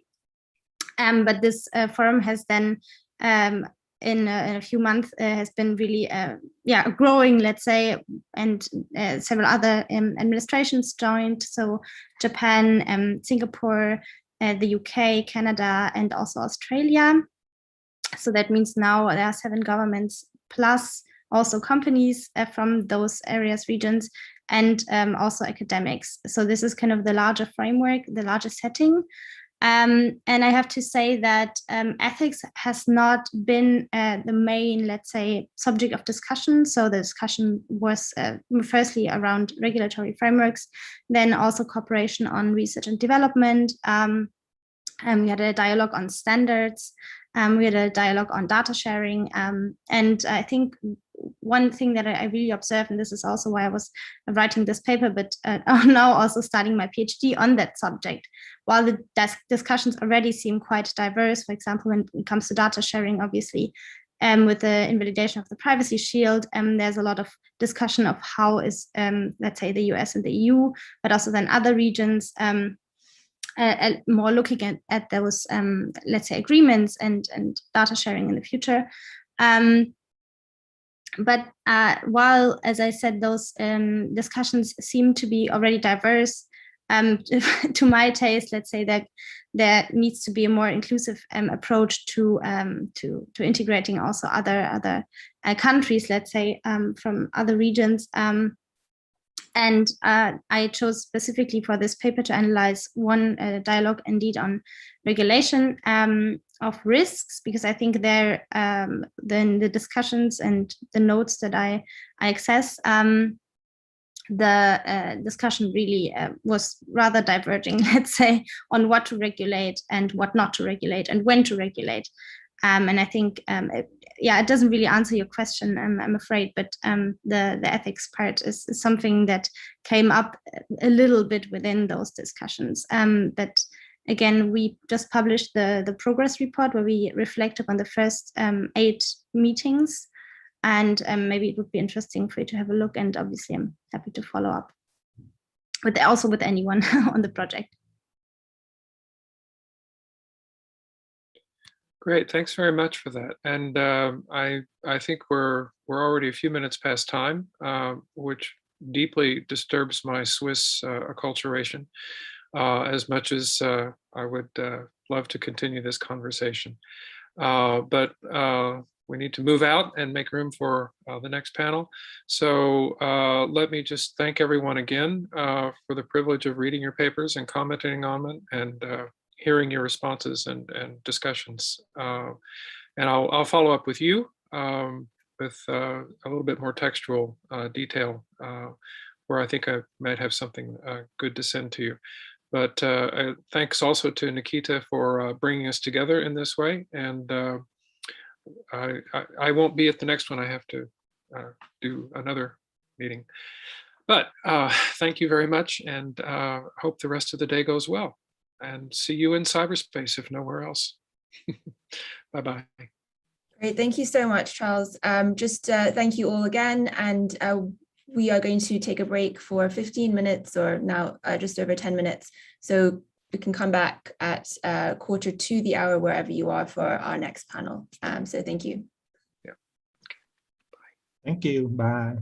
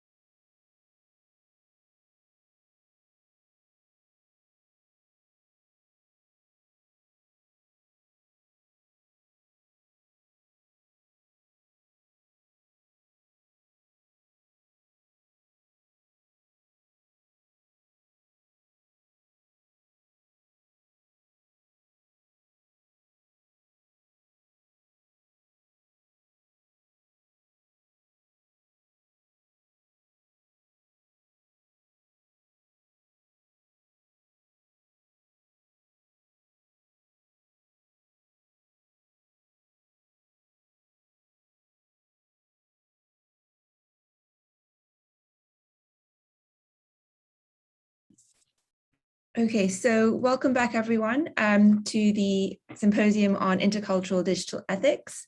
I'm delighted to introduce the second panel for today, the fourth panel and the final panel of the symposium. And this panel will be taking a more applied approach and thinking about how we might apply intercultural digital ethics. Intercultural digital ethics in practice. I'm going to briefly introduce the moderator and chair of the panel, and then I'll pass the floor over to him. So Park Hang Wong, he is a senior responsible AI and data specialist for the H&M Group. So he's a tech philosopher working in the fashion industry. And prior to this, he held various roles in positions in academia, most recently at the University of Hamburg as a philosopher and ethicist of technology. So he's really in an ideal position to be overseeing this and sort of discussing and engaging with work on applied intercultural digital ethics. And if I can also ask him to tell us a bit at the end about his very unique role in working on these questions in the fashion industry, I think we'd all be very grateful. So without more, I'm going to hand the floor over to you, Park. Thank you. I hope everyone can listen or hear me. So I should add already that I'm here in my personal capacity, just in case there might be some confusions. Welcome to the final panels for the Intercultural Digital Ethics Symposium 2021. In this panel, we will have 5 papers examining intercultural digital ethics in actions, highlighting some of the issues, methods concerned to practice actually intercultural ethics in the field. So each panelist will present their paper for approximately 10 minutes, and then followed by brief comments or questions from me. After all the panelists have presented their paper, we will open up for the audience questions on YouTube. So we will start with Carolyn Kant's paper. Carolyn is a senior lecturer and researcher from the Center for Computing and Social Responsibility at De Montfort University, as well as the director of the MobiSem project, which she will talk about today. The spotlight is yours, Carolyn. Okay, thank you, Pak, and thank you everyone for inviting me and actually accepting quite a different approach. I'm very much an information systems and computer science background, so it has been quite intense to hear the different perspectives when you're looking at digital ethics and AI.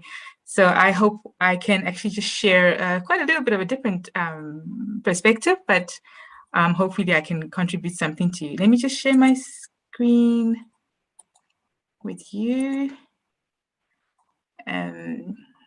I do hope you can all see my screen. Good, okay.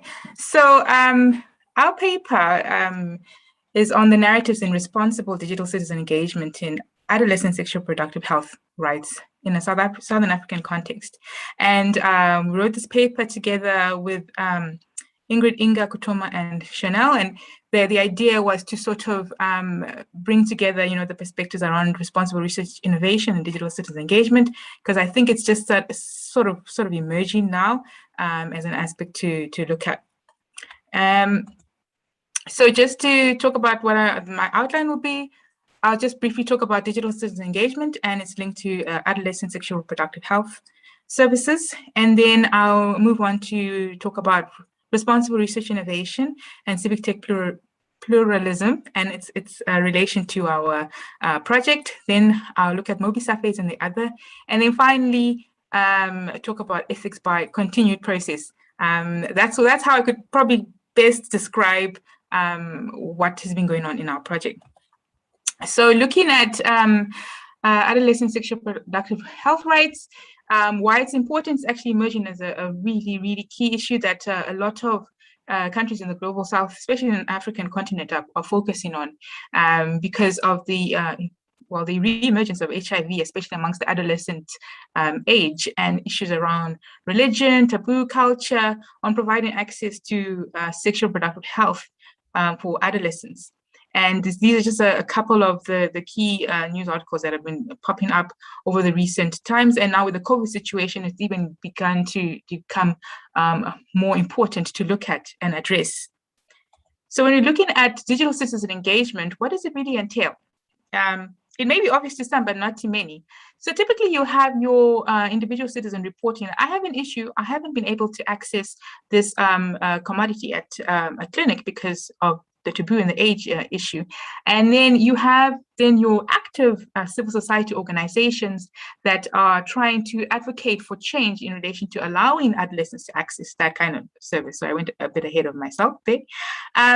So these kind of stay quite individual, and they're not quite connected. So the idea of digital citizen engagement is sort of to bring those views together, the undisclosed and the public, so as to advocate for rights and build evidence to engage with government around these issues.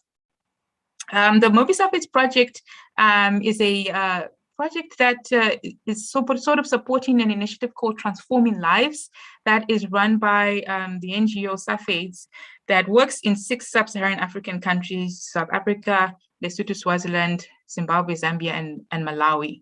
And they wanted to pilot the idea of allowing adolescents to have a platform to report on sexual reproductive health issues. So a lot of ethics around that, because you're dealing with adolescents, you're dealing with very sensitive data.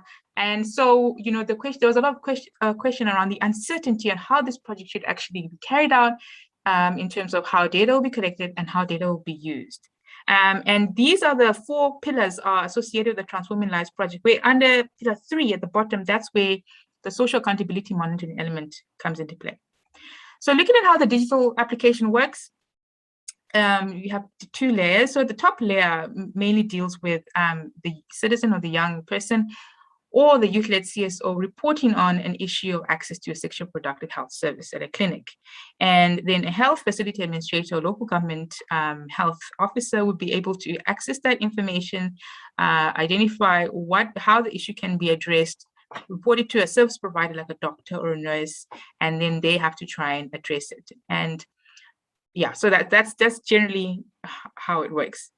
Now with that kind of model, there are a couple of issues around, you know, the who and the how, who collects the data, who handles the data, how should it be handled, you know, how should it be used?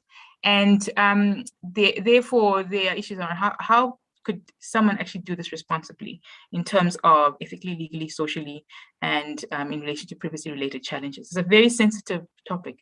But then you also have the question of who defines what is ethical, and how do we define what is ethical? Because if you have, for instance, you know, looking at the very global north, global south perspectives, when you're talking about privacy and you're talking about the need for a service, what someone would consider as unethical in the global north may not be unethical in the global south, depending on the desperation of or a need for a particular kind of service. So there's a whole debate around that, and we're still doing research around that.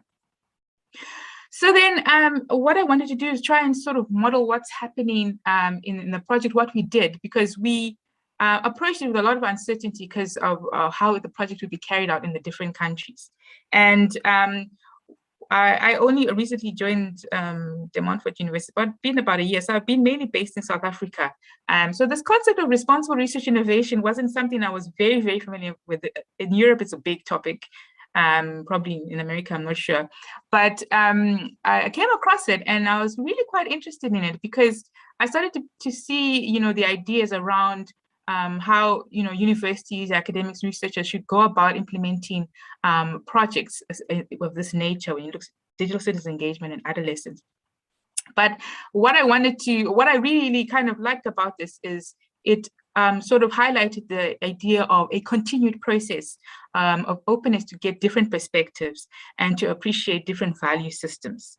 Now, in addition to that, when we're looking at civic tech, there's digital citizen engagement, interchangeably used, there's the concept of civic tech pluralism, because here we have a variety of actors, whether it's the designer, the NGO, the government, the end user, or what we call the community member who's benefiting from the project by reporting on issues they're experiencing, and so on and so forth. But it was a case that many civic tech initiatives don't really take into consideration the diverse perspectives of the others. And when I refer to the others, it's usually the people that we don't have a voice in the various spaces to define how a citizen engagement project should work.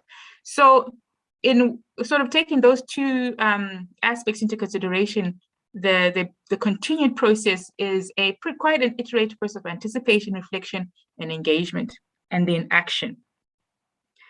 I hope not use too much time, but anyway, so what I try to do is to try and sort of like model what's been happening in our project. And what I've done here, you see in this diagram, they are the various actors. The ones in blue, and they're big for a reason, is because they're the ones who pretty much determine how the project should actually be carried out. And then the ones in green, which actually also includes government, sort of like contribute to a certain extent. So we wanted to push sort of push their perspectives, the ones in green, so that they can actually influence the design and the use and how our data would be collected for this civic tech initiative. And so we had gone through spaces of anticipation where we didn't know how to, in Europe, you anticipate what the possible outcome would be. But when you're looking at a civic tech initiative with adolescents and the sensitivity around it, you couldn't really anticipate what it would be. And because of that, you had to really depend on going through an iterative process of reflection and engagement, especially including all those key actors in the green, to make sure that they could actually clearly talk about the key needs that they needed from the actual system, but also taking into consideration their concerns and their worries about how their data would be handled and how their identity would be portrayed, especially when you're looking at young adolescents. I can't go into that. So this is too much, but the idea, which a lot of projects actually, international development projects actually take for granted, is that it's not a process where it's a short-term project and it ends, but it's a continued process of learning and engagement and sensitizing to the various ethical perspectives and value systems that grow and change over time, the project. I'm going to just conclude there. So we still continue to explore the application and relevance of RRI and pluralism in civic tech, but like any civic tech project, there are obviously political, social implications, and we're trying to understand how we navigate the power dynamics within this project. So at the end, RRI needs to be sensitized to these pluralistic experiences in civic tech initiatives in the Global South. Thank you. Thank you, Karen. I like the last slide. Actually, this is one of my questions because you use RI to explore the issues, right? And RI, of course, has been an important framework for development of technologies since the last 10 years, I think, also in the European context, at least. But some, including myself, have raised questions over its applicability in non-Western context for two reasons. One is, of course, it seems to be based on liberal democratic values. Second, some of the understanding could be different. For example, think about anticipations. Different people could have different understanding of anticipations and who anticipations count. So whether in your research project you have discussed these issues with your collaborators, and whether you have think about how or what roles this kind of culture and cultural philosophical assumptions could apply to the discussion of ROI and your case. So I with my authors, we also talked about that very topic about how it's very Eurocentric or very Western centric, but and I think it's because it focuses on this scientific innovation, I suppose, mainly. But there are a lot of innovation elements as well in the Global South, especially relating to social innovation and resilience. And I think it's about allowing people in those contexts to interpret what RRI means for them and how it works for them. Because I think, from my experience, there is no framework that really clearly sort of like guides interventions in the Global South. And building on the RRI framework, you take into consideration a lot of elements that are taken for granted in the African context, but it's still a lot that needs to unfold in relation to how we define it in our context. And I think this is just a starting point that we hope to build on. Agree entirely with you. So the basic idea, I guess, we need to contextualize and localize ROI as well, not just take these ideas out of like the West, so to speak, and then apply into a different context without taking into consideration culture and all this cultural assumption and local assumptions as well. So thank you. Very interesting papers, and I think there will be more questions to you afterwards as well. So next we have Yi Mao, who is a pre-doc fellow at the research group China in Global System of Science at Max Planck Institute for History of Science and a doctoral candidate at the Institute of Communication and Media Research, University of Zurich. working on a comparative study of AI governance in EU and China. So the floor is yours.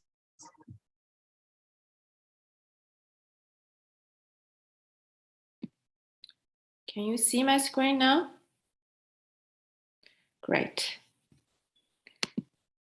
So yeah, I just really want to thank you, Nikita, and other organizers at the Carr Center for giving me this opportunity to present the paper. I've already had so much inspiration from other speakers, and I see a lot of connections with other works already, some in agreement, some seem to be conflicting. So I'm definitely looking forward to continue the discussion with some of you in reality, or I will get in touch.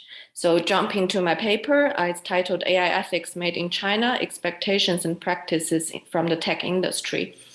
In the paper, I analyzed the ethical principles and related reports issued by Chinese tech companies in the past years, alongside with related online discussions from the tech community in China.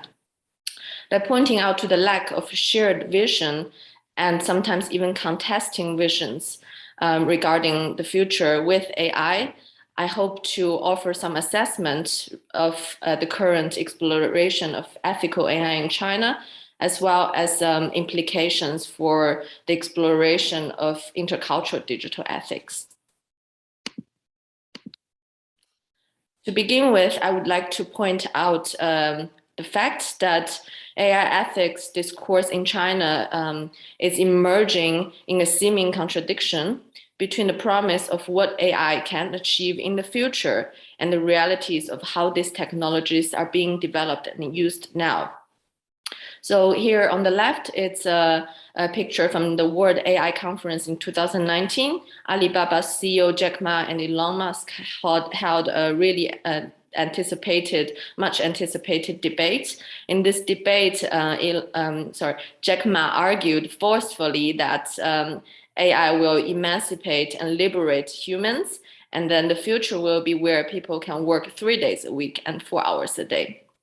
However, in reality, several cases of tech workers' sudden death during overtime in China has brought the 996 working hour system prevalent in the tech industry under spotlight.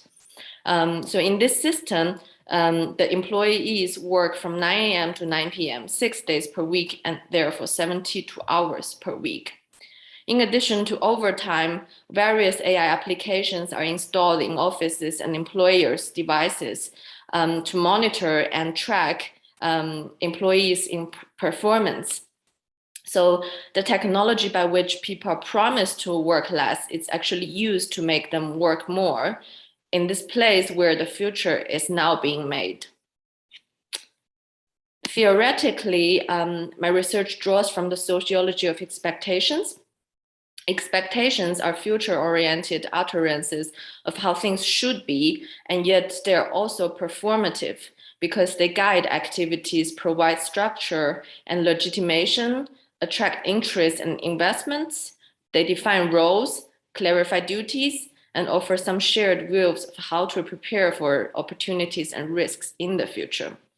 In the field of science and technology, expectations often work through the instrument of promise that render innovation necessary and highly desirable. The construction of expectations goes in hand with the coordination of many actors who get enrolled in their fulfillment, thereby performing technological path creation, stabilizing the future. Expectations play a central role across the macro, that is the national policy, the meso, company strategy, as well as the micro level within work groups and individual researchers and engineers. This distribution dynamic of expectations tells much, can reveal much about possible outcomes. In the most positive case, promises can become requirements, but more often, contestations permeate the process and different actors' expectations vary according to their positions in the production of knowledge and technologies. These contesting views and ideas then become materially embedded in texts, actions, products, routines, and systems. As the enterprise of science and technology gets increasingly globalized, expectations and promises also travel across borders and shape the dreams and lives of people beyond where these promises are initially articulated. Often they're entrenched with the modernist view of technological progress and get appropriated and transformed by local cultures and power structures in countries such as India and China. So a big part of my empirical data comes from the ethical principles and reports issued by Chinese tech companies in the past years. As of September 2021, this year, 5 out of the 20 top AI companies ranked by Chinese Center for Information Industry Development Research Institute have issued reports and principles related to AI governance. 7 of them have established institutes or departments dedicated to related research. This documents form half of my empirical data. The other half of my empirical data comes from online discussions from a Chinese social media forum called Zhihu. It is in Q&A forum, and it's quite similar to Quora, if you're familiar with it. Research in China have identified that this forum Zhihu has been particularly popular among the tech community in China. And I've built a large database about discussions on AI ethics based on the keyword search for AI ethics and AI morality. In general, the discussions about AI ethics unfold both on a general level, on a specific level about specific applications. So let's delve deeper into the analysis. On one hand, analysis on the corporate of the corporate discourse show that AI ethics are largely interpreted as positive promises of ideals such as tech for good, sustainable development, or trustworthy AI. A strong sense of technological determinism prevails, describing the development of AI as irresistible, giving to a new type of AI-driven economy and social forms. The assumption that widest possible adoption of AI will bring positive promises into realization underpins most of these narratives. Ethics are seen as constraints put on technologies to mitigate risk with emphasis on their uses rather than development. And tech companies are mostly positioned themselves as the guardians of AI development, ethical AI development, rather than actors who should be held accountable. Moreover, the expectation for ethical AI discourse in China is largely constructed for those who currently lack access to digital technologies, rather than those who can be harmed by the rollout of AI. So one excerpt from Tencent's official statement regarding the definition of AI tech for good illustrates these narratives quite well.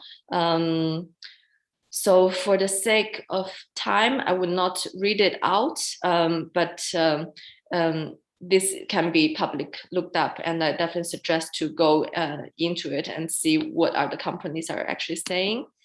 But on the other hand, on social media platform Zhihu, the expectations constructed for ethical AI are quite different, and there is a significant gap between this and those presented by the corporate statements. These discussions on Zhihu frequently draw a clear distinction between weak AI and strong or general AI, and give very different evaluations of the ethical issues surrounding them. There is a predominant skepticism towards the possibility that one day AI could match human capacity, and therefore largely dismissive attitudes towards the necessity of ethics in the context of AGI. However, with regards to the ethical issues ensuing weak AI, the prevailing assessments are really sobering. At the core of these assessments is the logic of political economy and the recognition of AI as a major means of production. with the potential to change social relations, power structures, as well as ethical norms in the capitalist system. Pessimistic expectations of AI's impact on devaluing labor, job displacement, increasing inequality in society, and the end of democracy appeared frequently. There were a variety of interpretations of ethics.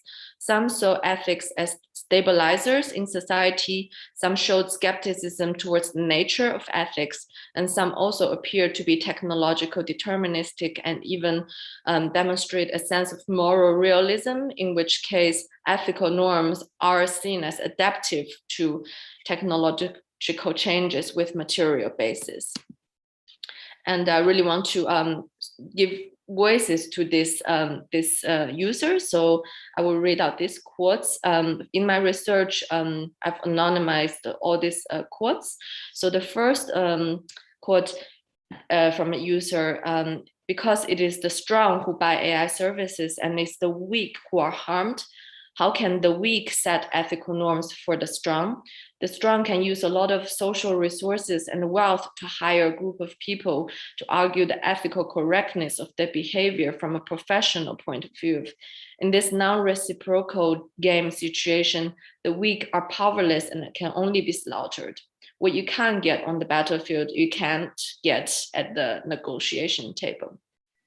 Another user, quote, history has seen no shortage of technological changes, from agrarian civilization to the machine age, to the electric age, to today's information-based society. Which of this time has productivity progress been stopped because of the human factor? Instead, each time, human society began to embrace new moral concepts, new ways of thinking, and new ethical values after the emergence of new technologies. Due to the time limit, I have to skip delving deeper into the discussions on Zhihuba's specific applications. And to conclude, I have shown that there is a huge gap between corporate and professional interpretations of AI ethics in the Chinese tech industry, as well as their expectations of AI's social and ethical implications. This means that the path to build ethical AI in China remains undetermined. Despite the positive promises, companies so far have failed to provide structures and incentives, define roles, clarify duties, and offer concrete suggestions on how to prepare for risks for their employees. The harmful social consequence of this discursive gap can be enormous. Many scholars have warned against the tendency of ethics washing in the current wave of AI principles issued around the globe. The discrepancy between the corporate discourse and opinions from tech professionals on the ground shed more light on this phenomenon. Worse, some of the dismissive and even skeptical views reveals the risk of power and domination entrenched and reproduced in every line of code, software, and systems created.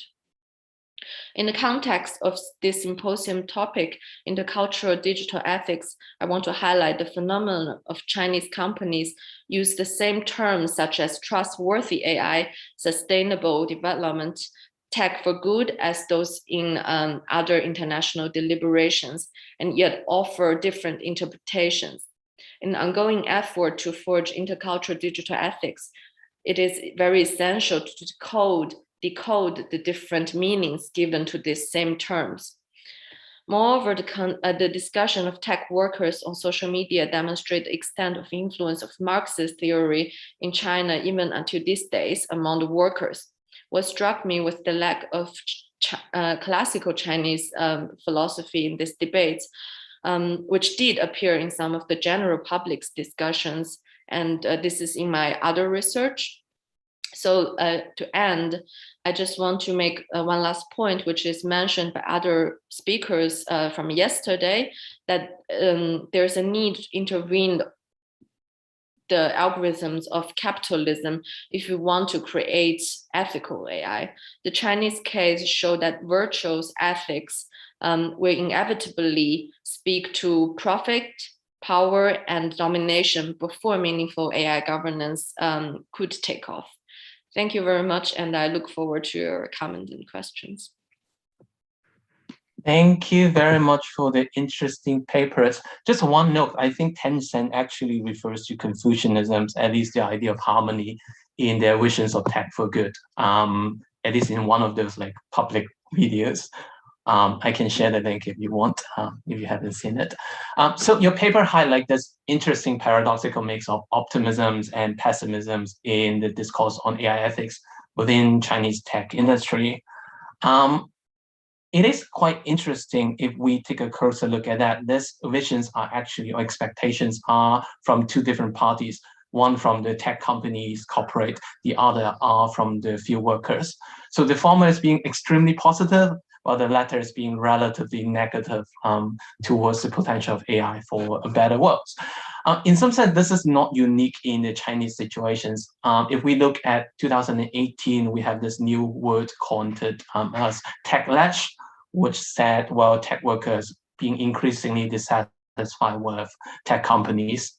What is particularly interesting to me in your paper then is to learn more about what are the tech workers' responses given such pessimisms, and whether and how tech company address them in the context of China. So in the case of like Google, they have started setting up this units for ethics, and also starting to populate these ideas of AI ethics and so on and so forth. So whether similar things happens in China, in the Chinese context.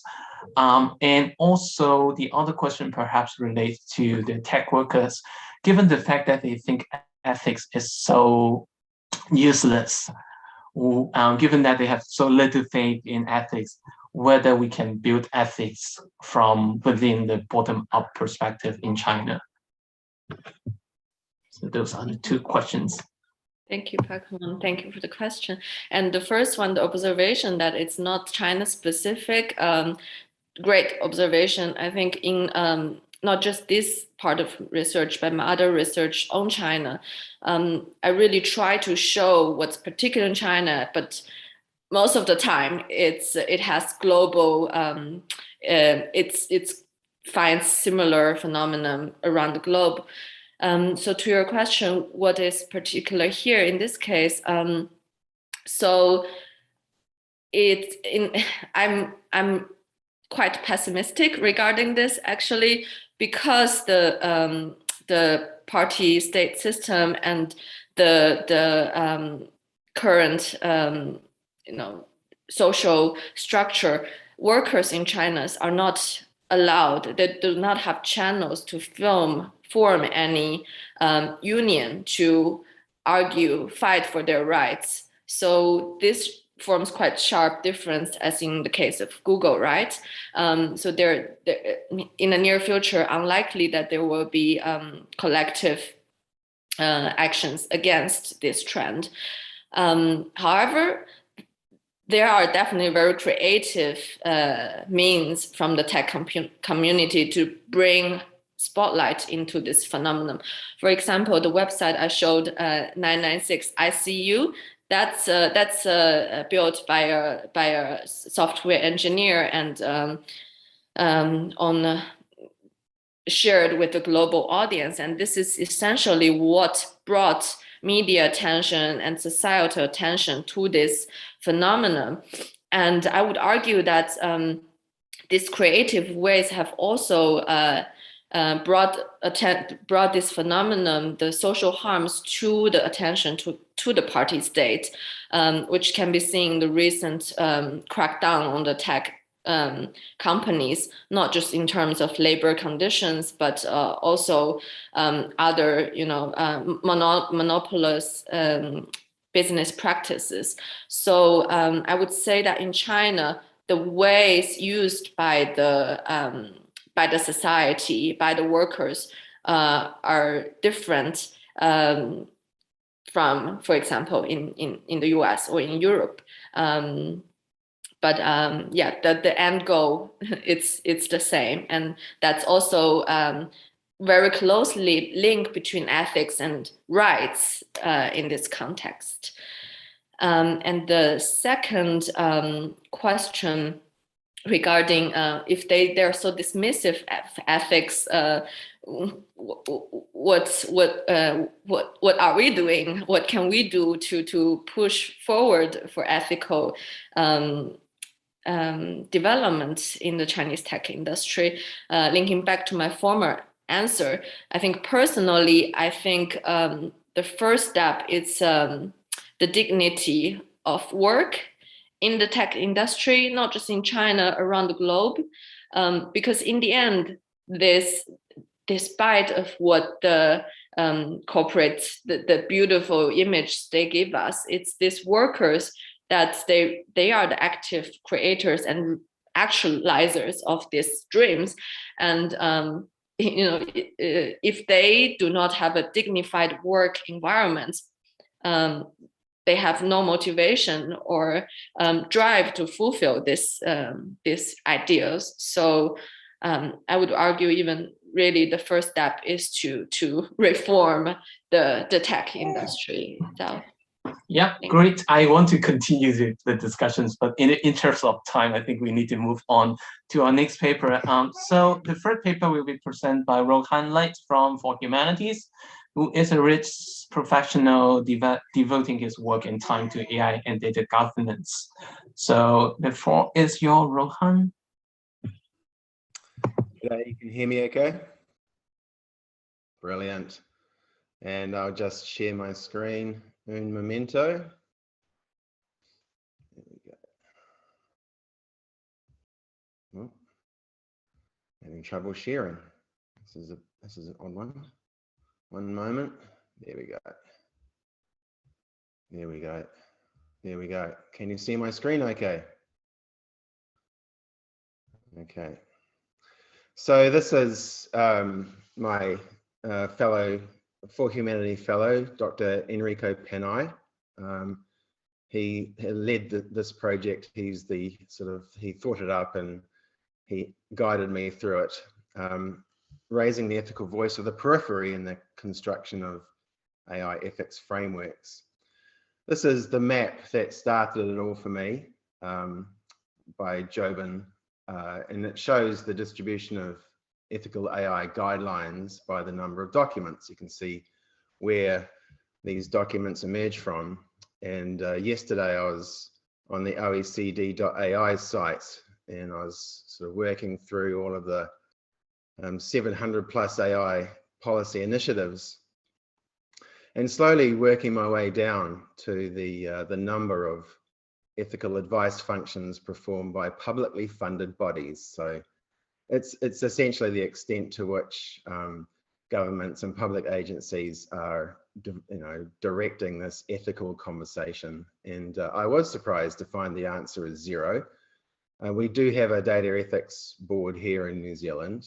They're freshly established, but in the sense of front-footing the ethical advice, governments are curiously absent, which I found very interesting. The core of what we did to sort of explicate this concept of the ethical periphery and how hard and easy it is to for people to find their voice, we used Floridi's resource product and target model. And at the same time, I was working through Judea Pearl and Dana McKenzie's book, The Book of Why, which is all about causal diagrams. And on the left, we have the RPT model as Floridi gave it to us.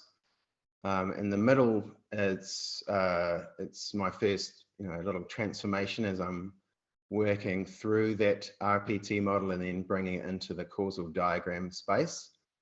There was a fair amount of thinking around that, and we were focused, Enrico and I, on the impacts of the existing information resource on the ability of agents to change their world. And then on the right-hand side, you can see one of the 3 causal junctions put up by Pearl and McKenzie. This is the fork, where we have one element having a causal effect on 2 elements. And I've shown it in blues just so that we can show that resource precedes agent, but also affects product as well.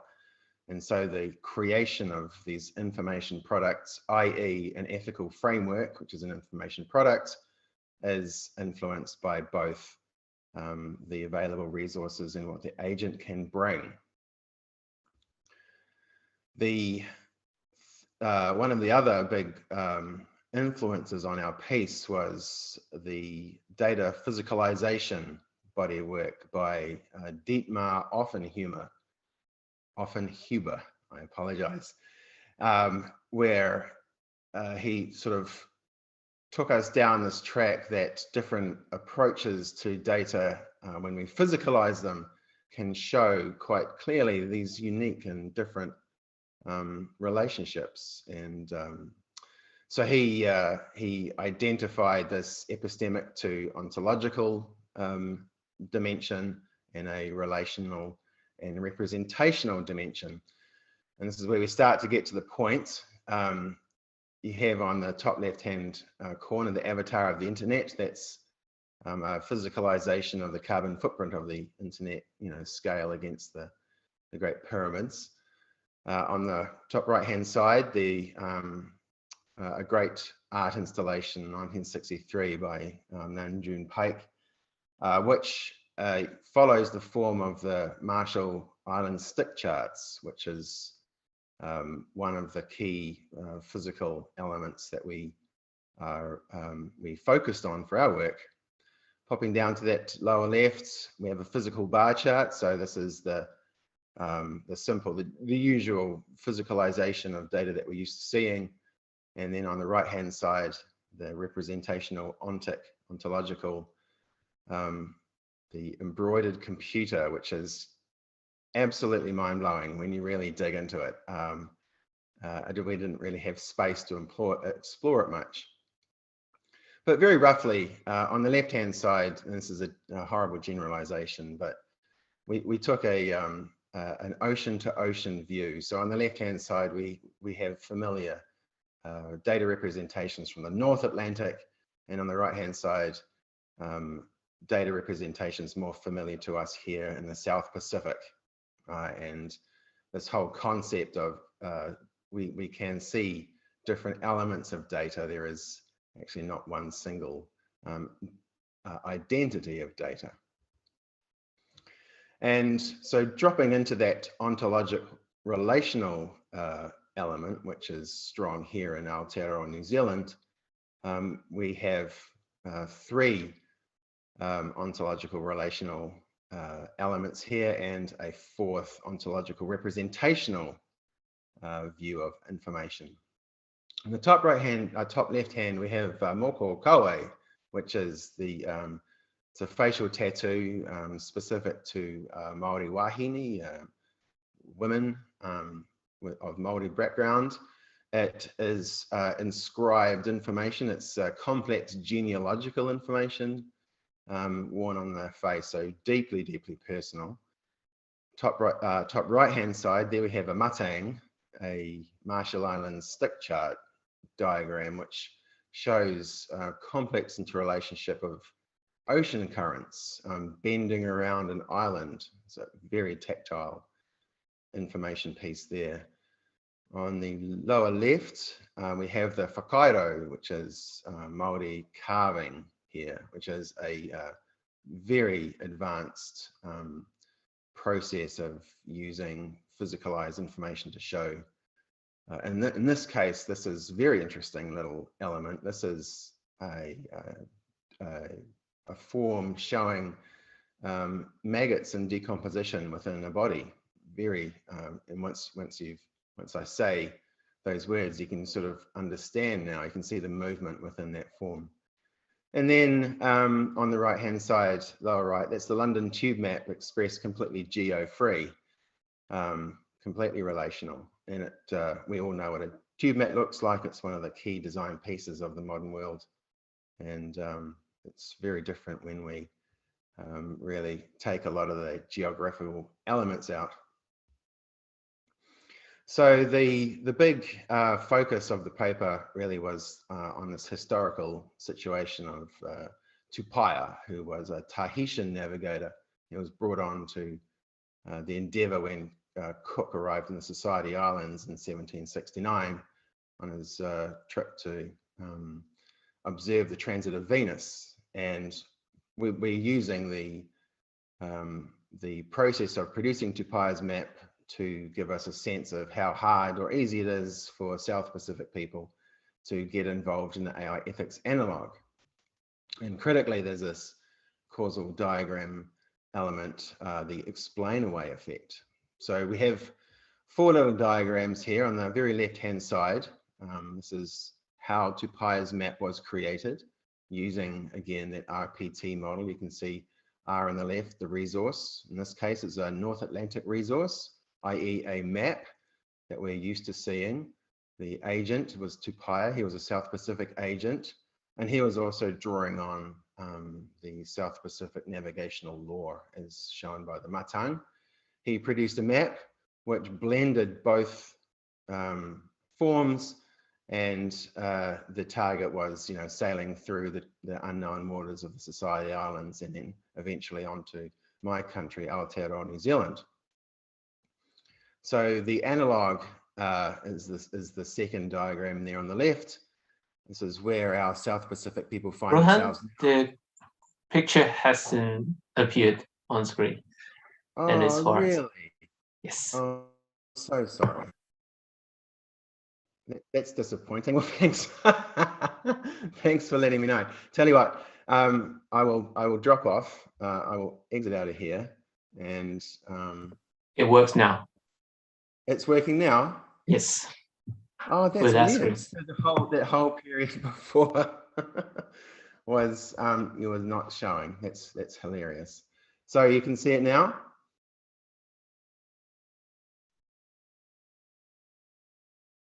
Okay. I tell you what, I'm pretty sure I'm over time, so I'll stop share and I will figure out what's wrong with my technology. Why don't I leave room for the next person, and then I will figure out what went wrong there. Back to you, Park. All right, then.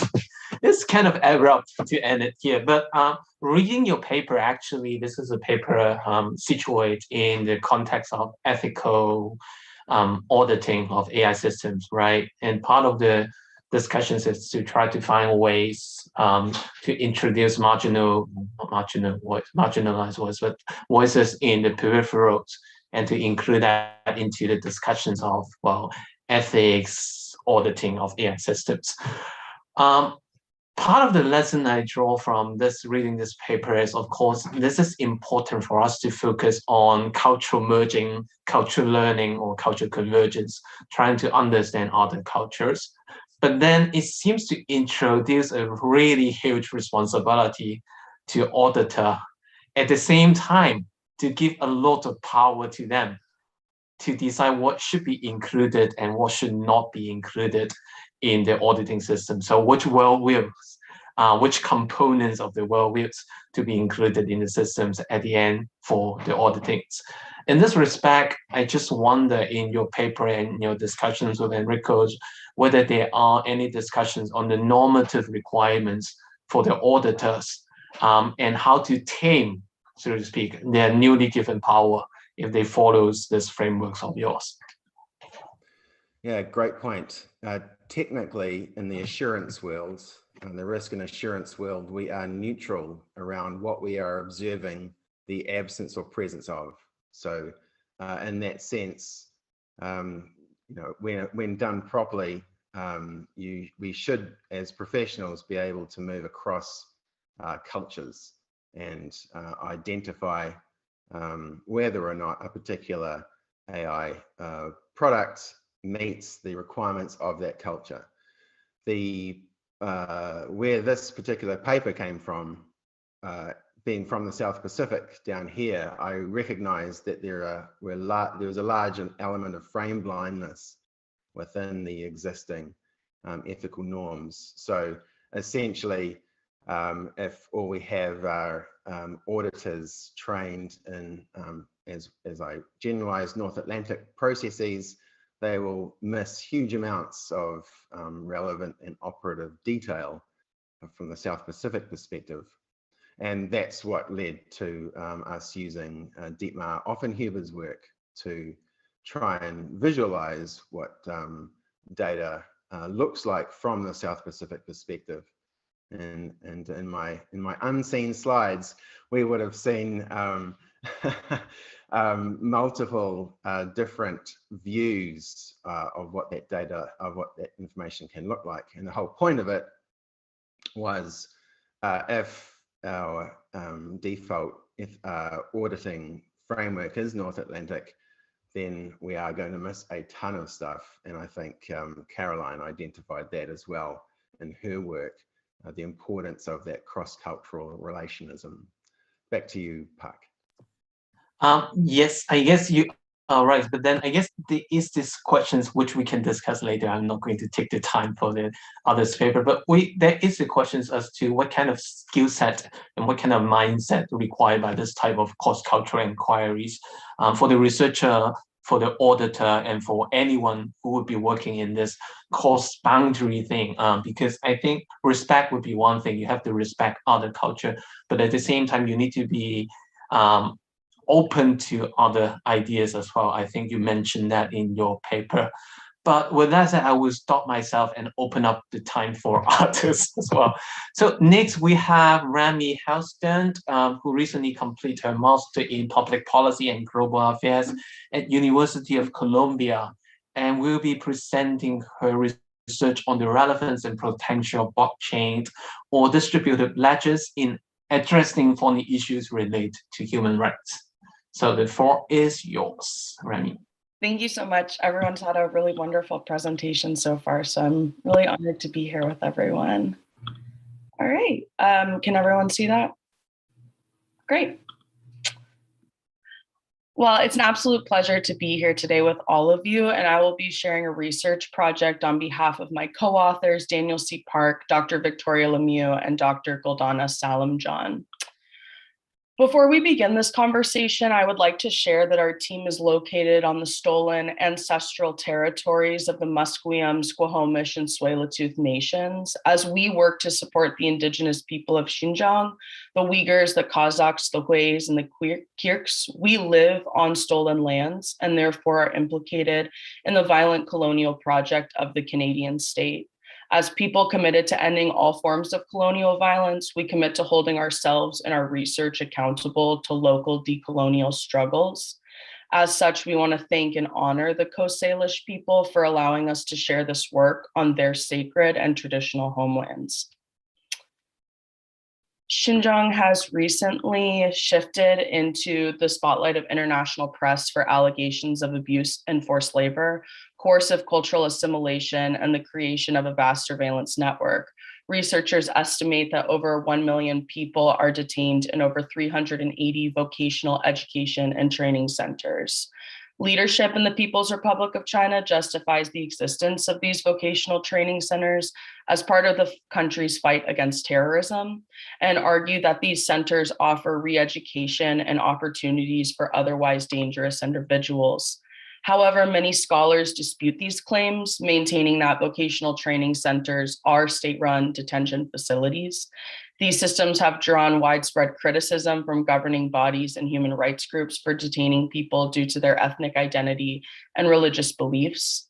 News outlets and testimonies have raised concern about these centers as sites of sexual violence, torture, and expansive surveillance.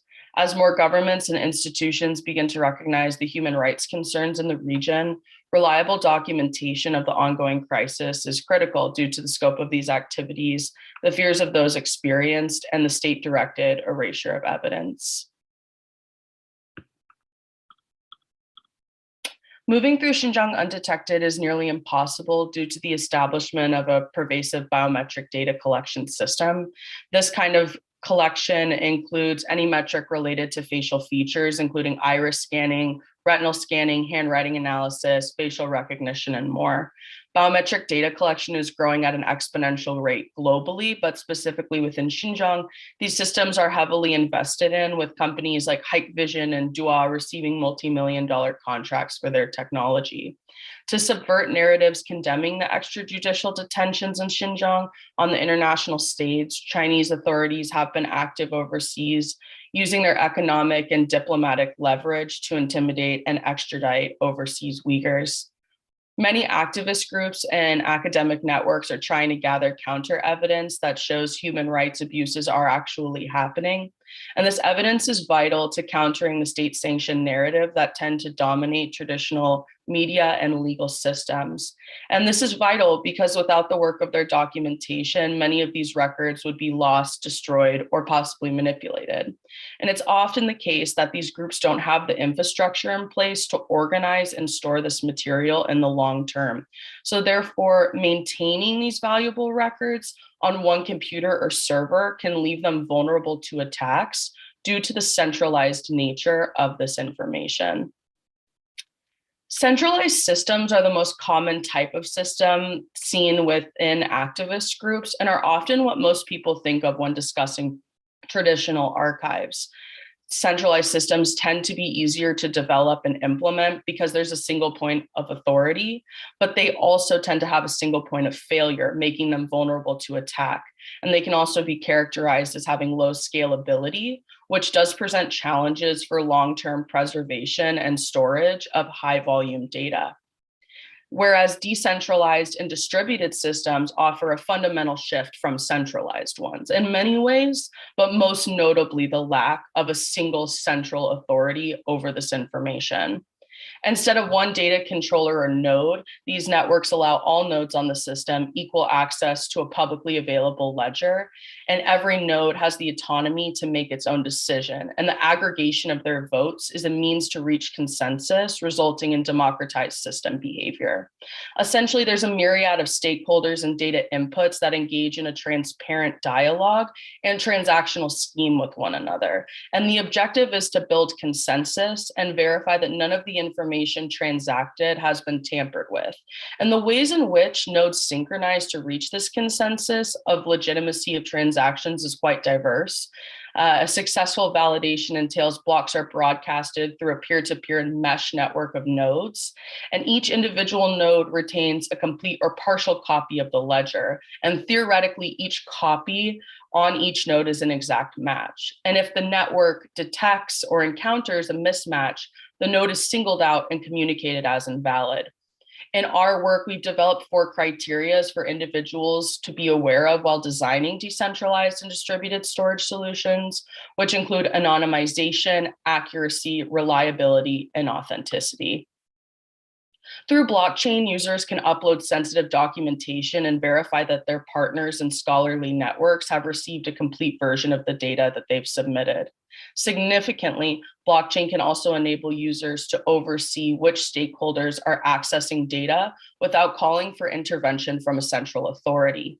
They also can deny certain or all partners from accessing specific metadata, like geotags and user information, which helps to retain anonymity of personnel involved. Accuracy of uploaded information in the context of Xinjiang documentation consequently depends to the degree to which data originating sources are precise, correct, and truthful. The only quality control users have to increase the chances that the documentation is accurate is establishing data entry input controls and constraints, and linking to transaction records to corroborate the truthfulness of documentation present on the blockchain. Accuracy thus depends upon the physical, procedural, and technical controls of the users uploading documentation onto the blockchain. Achieving reliability depends on the competency of the record creator, the record creation process, and the demonstration that systems used to create or capture records was operating in a reliable manner and without interference. Essentially, detecting altercations is the core strength of blockchain technology, and this ensures the reliability of records through the transaction process, and therefore is essential to workflows on documenting human rights abuses. There are, however, disadvantages of blockchain that may burden users with additional problems unseen in traditional storage systems. Contrary to much of the literature on blockchain technology, solely preserving the integrity of a bit structure of data is not sufficient in establishing the authenticity of a record. Semantic and contextual loss may present interpretability in the future. Information on blockchain is sometimes stored in a partial form or a bit to save space, but the ability to understand the significance of that bit depends upon the preservation of the semantic and contextual information of their origins, including the context of their creation and the record's original intended effect. Because of this, human verification of evidence is the final aspect in cementing trust between activist groups, academics, and the press. Once a human expert verifies the accuracy, reliability, and authenticity of evidence, the analysis can be cryptographically signed and sealed. Xinjiang materials such as court records, pictures, videos, familial and citizenship records reference humans, and therefore they're inherently sensitive. Currently, there is no streamlined approach for sending and retrieving such materials, which is inconvenient and unreliable for activists and scholars who are documenting this crisis. It's unfavorable to rely on centralized systems that are often controlled and operated by the government. So it's advisable for groups looking into developing decentralized and distributed storage solutions to minimize the number of individuals who have control over the system. So it's important for them to consider private permission systems to increase the ability to oversee the users on the system. Future research in this field includes developing specific requirements needed to support activist groups. And this includes, but is not limited to, comparing existing protocols, analyzing system architectures, and understanding the security needs to defend against attacks on the archive. Thank you so much for your time. Thank you very much for the interesting paper. So in the paper, you and your collaborator propose a technological solutions, or at least technology as part of the solutions to this human rights challenge. Specifically using decentralized storage for documentations and to ensure accuracy, integrities. So this is, I think, one of the interesting attempts to explore actually technological alternative to solve issues like that. But in the discussions, one of the things that I have missed is the cultural assumptions for technology adoptions. So of course, this theory of having technology adoptions require matching certain local cultural assumptions. So whether in your discussion or in your research, you have tried to look into that area as well. And if so, what kind of considerations you have taken into account? Also, it is actually quite interesting when you mention blockchain, you construe that as more or less, if I may, an immaterial construct in your discussions at least. So you haven't really discussed the material dimensions of blockchain and distributed ledgers in your case. I just wonder whether this, if we look into the material dimensions, whether that would introduce perhaps security concern, perhaps power concern. After all, the materials is more easily controlled by, let's say, states and the powerful. So whether you have included that material dimensions as well. And in your final slides, you mentioned the security issues. Of course, whether you have think through this different attacks, such as the 51% attack on the archival systems. So I just wonder whether you have discussed these questions in your research. Yeah, absolutely. Those are really interesting questions and kind of things we've gone back and forth about as a group. I think right now, the way that we see this is developing a scholarly archive. So it's not necessarily connecting with individuals who are on the ground given, and we kind of get into this a bit more, the Great Firewall and some of these other constraints. So we're looking at how can we connect scholars who are working on this research and sharing information on it. And so I think that that is something that we're planning to develop a little bit more in future papers. Right now, what we wanted to look at is just linking these two together in an exploratory study. I work at the Xinjiang Documentation Project based out of the University of British Columbia. And so this is a need that's been coming up quite a bit with scholars who have primary source documents from maybe 2010 when they did ethnographic research in the region, and they don't know how to share that material with others. So we're trying to think about some protocols we could use. So there are some like IPFS, which has very interesting decentralized storage solutions. However, that one's public. So that's where the private permissioned aspect comes in, where we see this as a very, very small network with individual verified users. So we're not so much looking at these kind of larger systems that we see dominate a lot of the kind of culture around blockchain. So I would say that that's something that you can look forward to reading a little bit more in the next paper we write, where we really want to dig into how does this prevent against DDoS attacks? How does this prevent against like 51% attacks, like you were saying? Because we really need to understand this due to the sensitivity of the documentation. Great. So I guess there will be more questions, and I have more questions, but let's leave it for a later time. Our final paper is by Mark Dempsey, who recently completed his Master of Public Administration in Hertie School in Berlin. And he is currently working with Joanna Bryson on the topic of data and technology policies. Mark has worked in finance for many years, and most recently as EU policy advisors for the Financial Conduct Authority in London. But he will not be discussing finance today, but rather he will be talking about Brussels effects. So the floor is your Mark. Thank you very much, Pak. Let me just share my screen. 1 second. Okay, is that okay? Can everyone see everything? Great. Firstly, thank you very much to Nikita for inviting me to this. Somewhat daunting to be the last speaker. It could be a positive or negative in that people have heard enough at this stage. But yeah, let me get straight into it. Let me just go back a slide. So what I'm talking about is the Brussels effect of the GDPR. So the impact of EU data privacy regulation in Africa with a special reference to Kenya. So how did I come about this topic? Ultimately, I've been looking at EU policy for some time and noticing over time the sort of the overreach or the extraterritorial effect, whether it be negative or positive, of EU legislation. Having practiced in developing and emerging countries for some time, I wanted to look at Africa specifically. So there have been increasing studies. The Brussels effect is a term coined by Anu Bradford at Columbia University as a theory of policy diffusion. In terms of why Africa has been a focus for foreign investment for some time.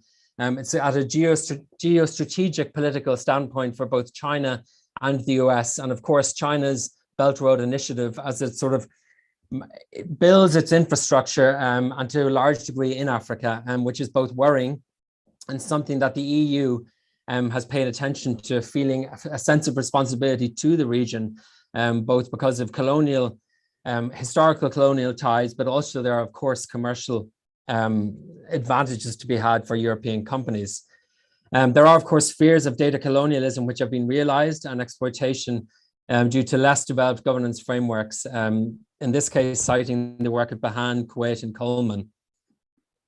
And to the third point, I want to add an important quote from Dan Kruriak, cited in a recent publication for the Center of International Governance Innovation.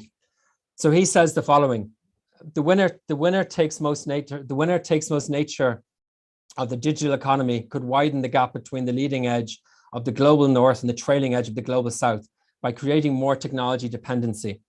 The global south may end up serving as suppliers of data and importers of the digital products developed from such data and remain stuck in the lower end of the data value chain.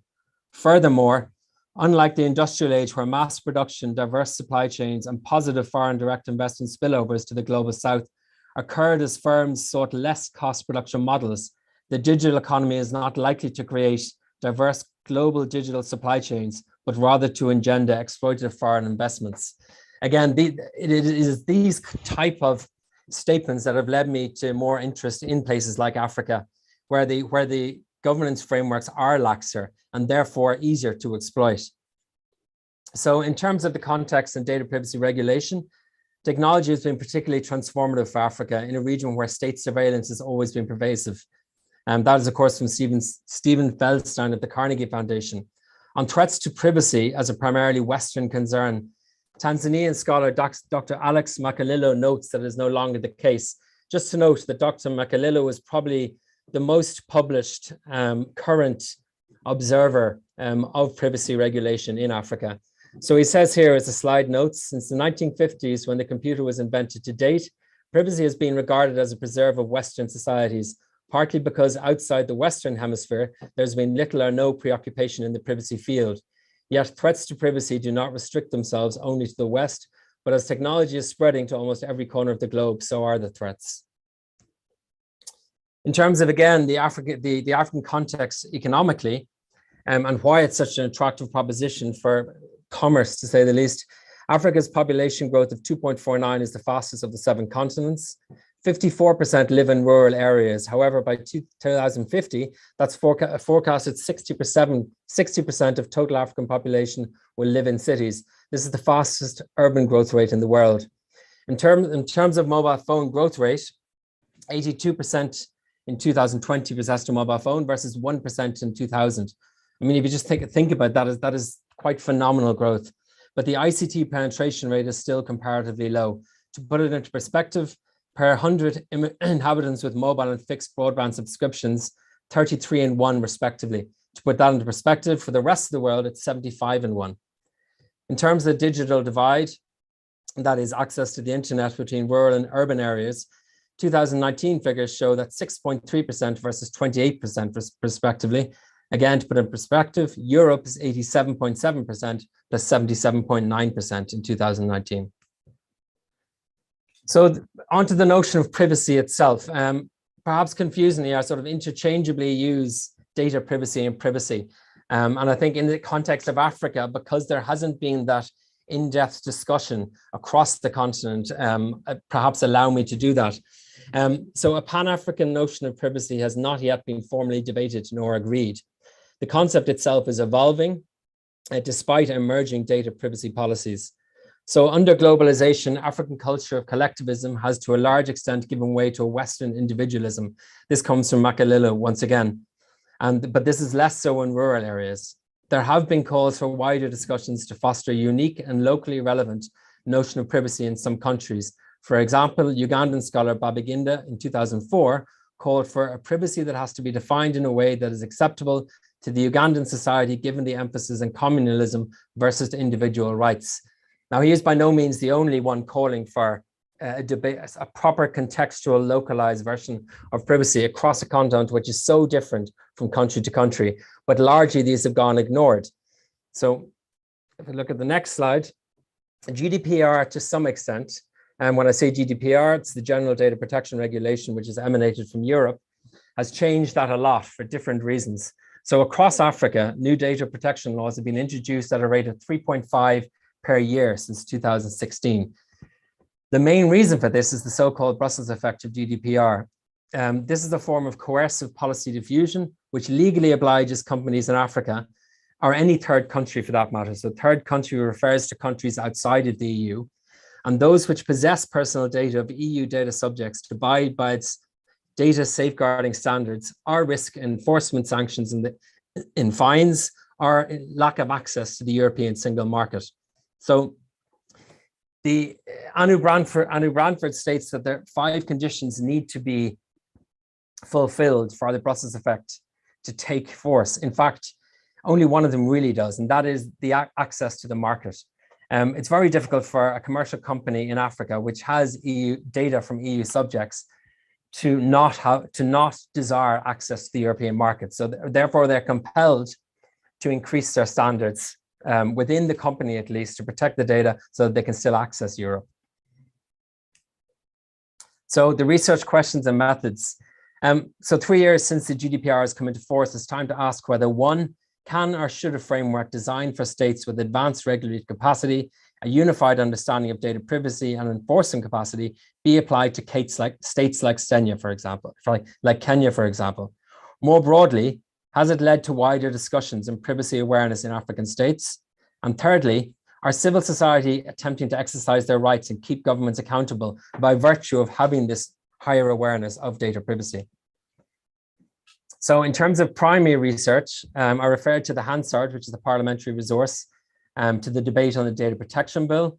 I looked at the documents related to the Government Data Protection Task Force meetings with consultation respondents comprising of big tech, civil society, and others. But most importantly, or significantly, it was the semi-structured key informant interviews, of which there were approximately 50, each one lasting between 45 to 90 minutes, with several repeat interviews.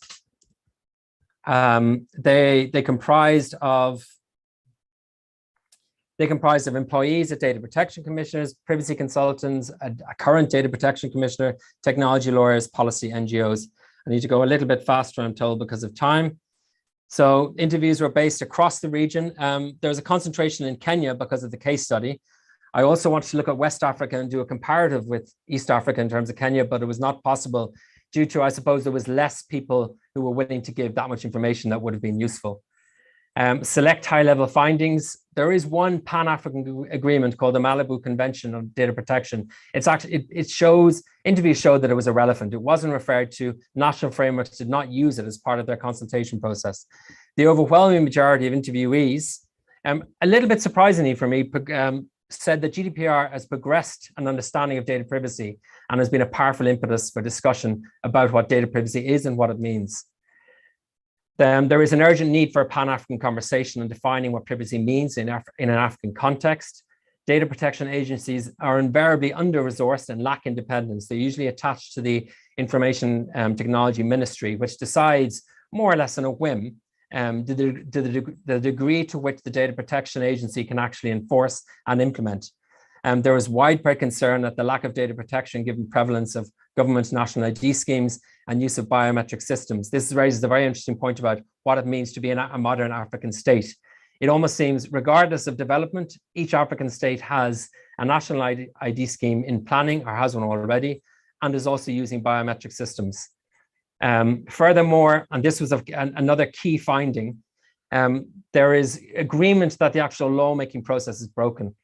It's costly. There was weak internal capacity in parliaments. There's a lack of transparency where you have companies pushing their own agendas by paying backhanders to parliamentarians. There's significant influence of big tech in influencing legislative outcomes.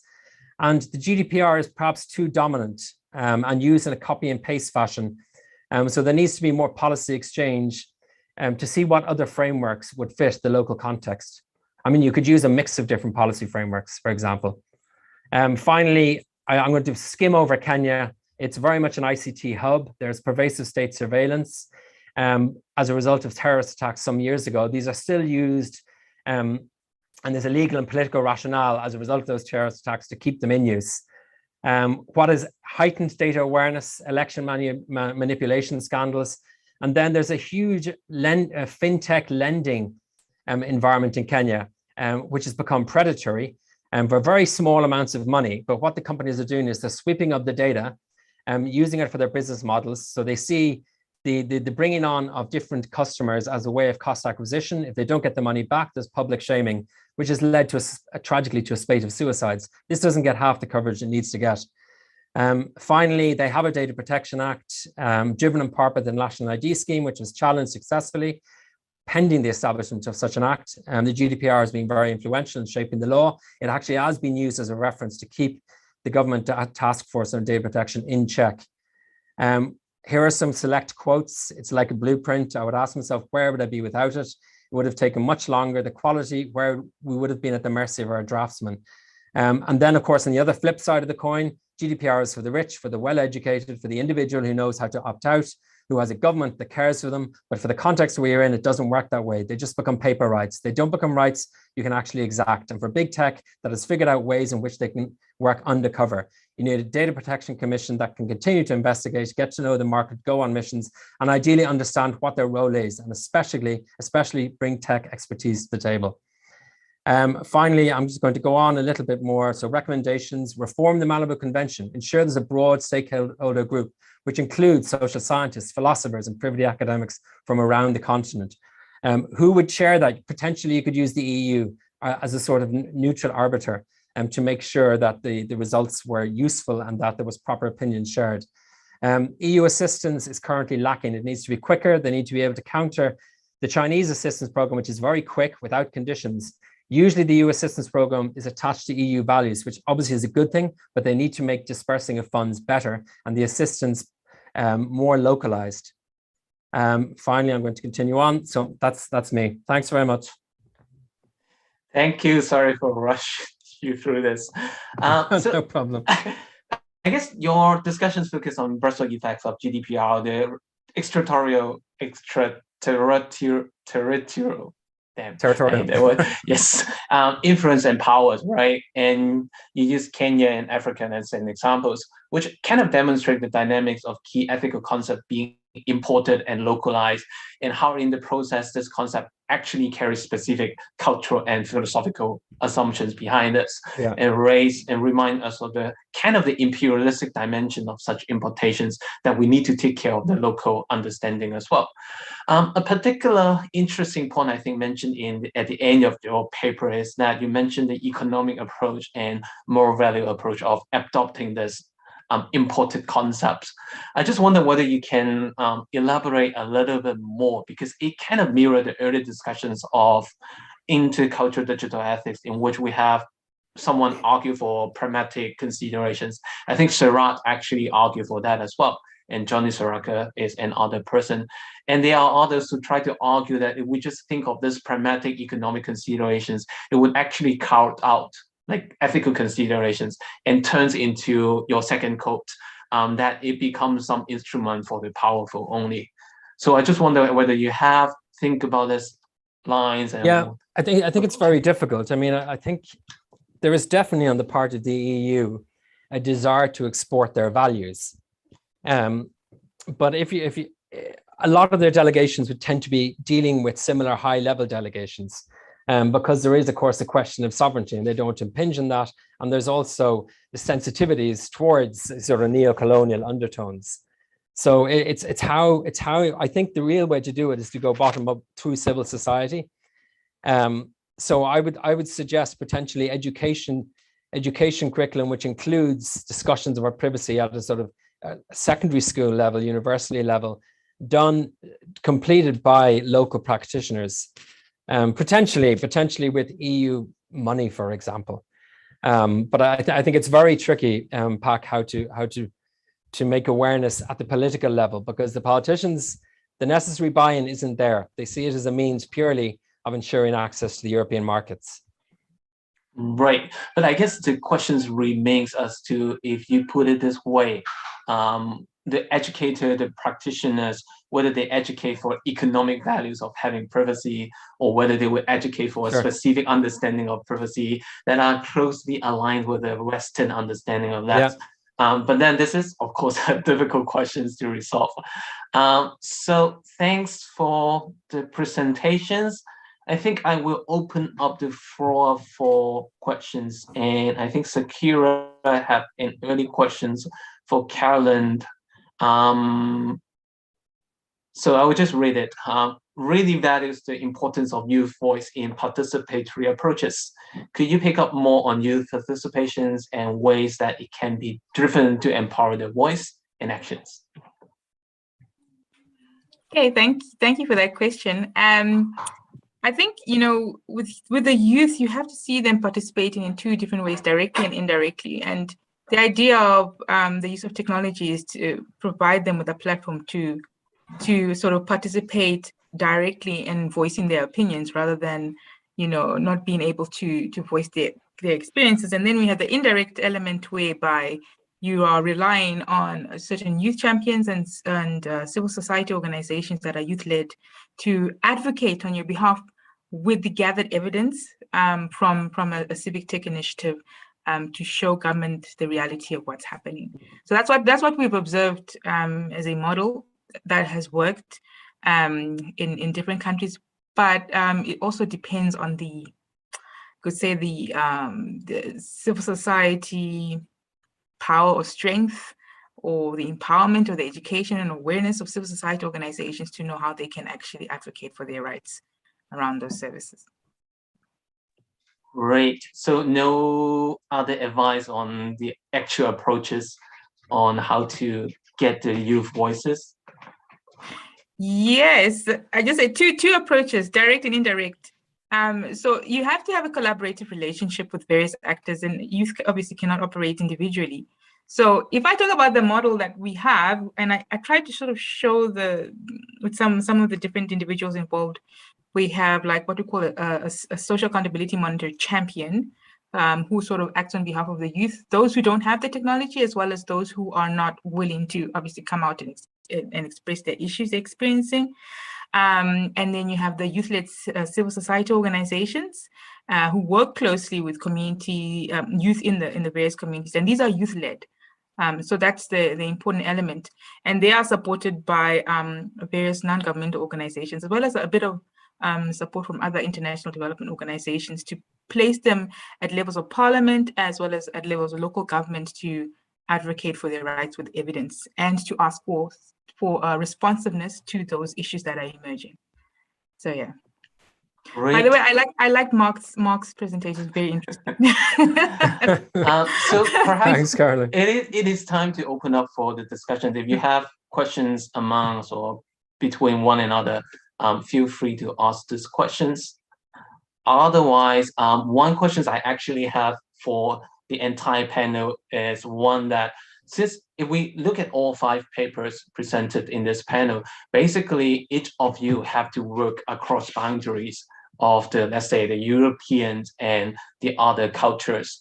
I just wonder, I think that I have asked these questions already. I just wonder what kind of qualities you need to have, what kind of mindset and skill set you need to have in order to work successfully across boundaries, what we need to give up, in other words, to learn from the others, what we need to perhaps equip ourselves in order for us to really being a local, especially in some cases, we are not exactly the locals there. We are still partly the outsider as well. So what would you suggest for each of you? What would you suggest for us in order for us to achieve this intercultural digital ethics in practice? What we need to know, what we need to learn, and what we need to have? A broad question, but it will be great if all of you can shed some light on it. I've got a slightly indirect answer. I mean, I think the tech community, the tech environment is still dominated by Western unicorns. I mean, how do we encourage the sort of free flowing of capital to other continents? And I think that would change the perception of the sort of cliche tech bro world, which the technology world is. And it's both very white and dominated by a Western narrative. So I think really access to capital in the developing world, and I don't even like the expression the developing world, but in the emerging states has got to be one of the most important elements. And that goes hand in hand with creating a proper data protection framework. So I think if you, in the case of Africa, for example, if the Malabo Convention had worked out to be a data protection harmonizing environment, it would give huge bargaining power to Africa as a continent. And I think it's how you convince politicians that it's in their interest to have that harmonized framework. I mean, if you look at how Europe, weaponize is the wrong word, but how Europe uses it's the free-flowing data environment across all these different states to increase their bargaining power. So in other words, you'd have sort of like, the Africa effect. You'd create this market, and it would be hugely powerful. So institutional or structural response is what you are saying. Yeah, yes. To put it any other ideas? We have, I think, 1 minute for the last word. maybe directly linking to this, and also I was there to listen to last panel where Sora, sorry if I pronounced the name not correctly, mentioned that in Thailand the value includes competitiveness, and I just want to bring that back into the conversation, just how much economic interest and geopolitical competition is still present in several of our presentations. And actually, for example, Mark, I was a bit surprised that in your last slide, you mentioned that to convince the EU politicians to actually educate the countries in African, and they have to like bring in the Chinese competitors into the conversation. I mean, we have to ask, is that necessary?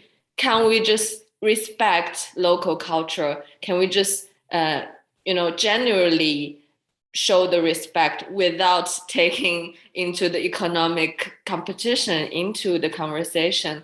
And it's really difficult. I mean, intercultural ethics, when we want to operationalize it, when we want to practice it, we will inevitably face the political factors, the economic factors. So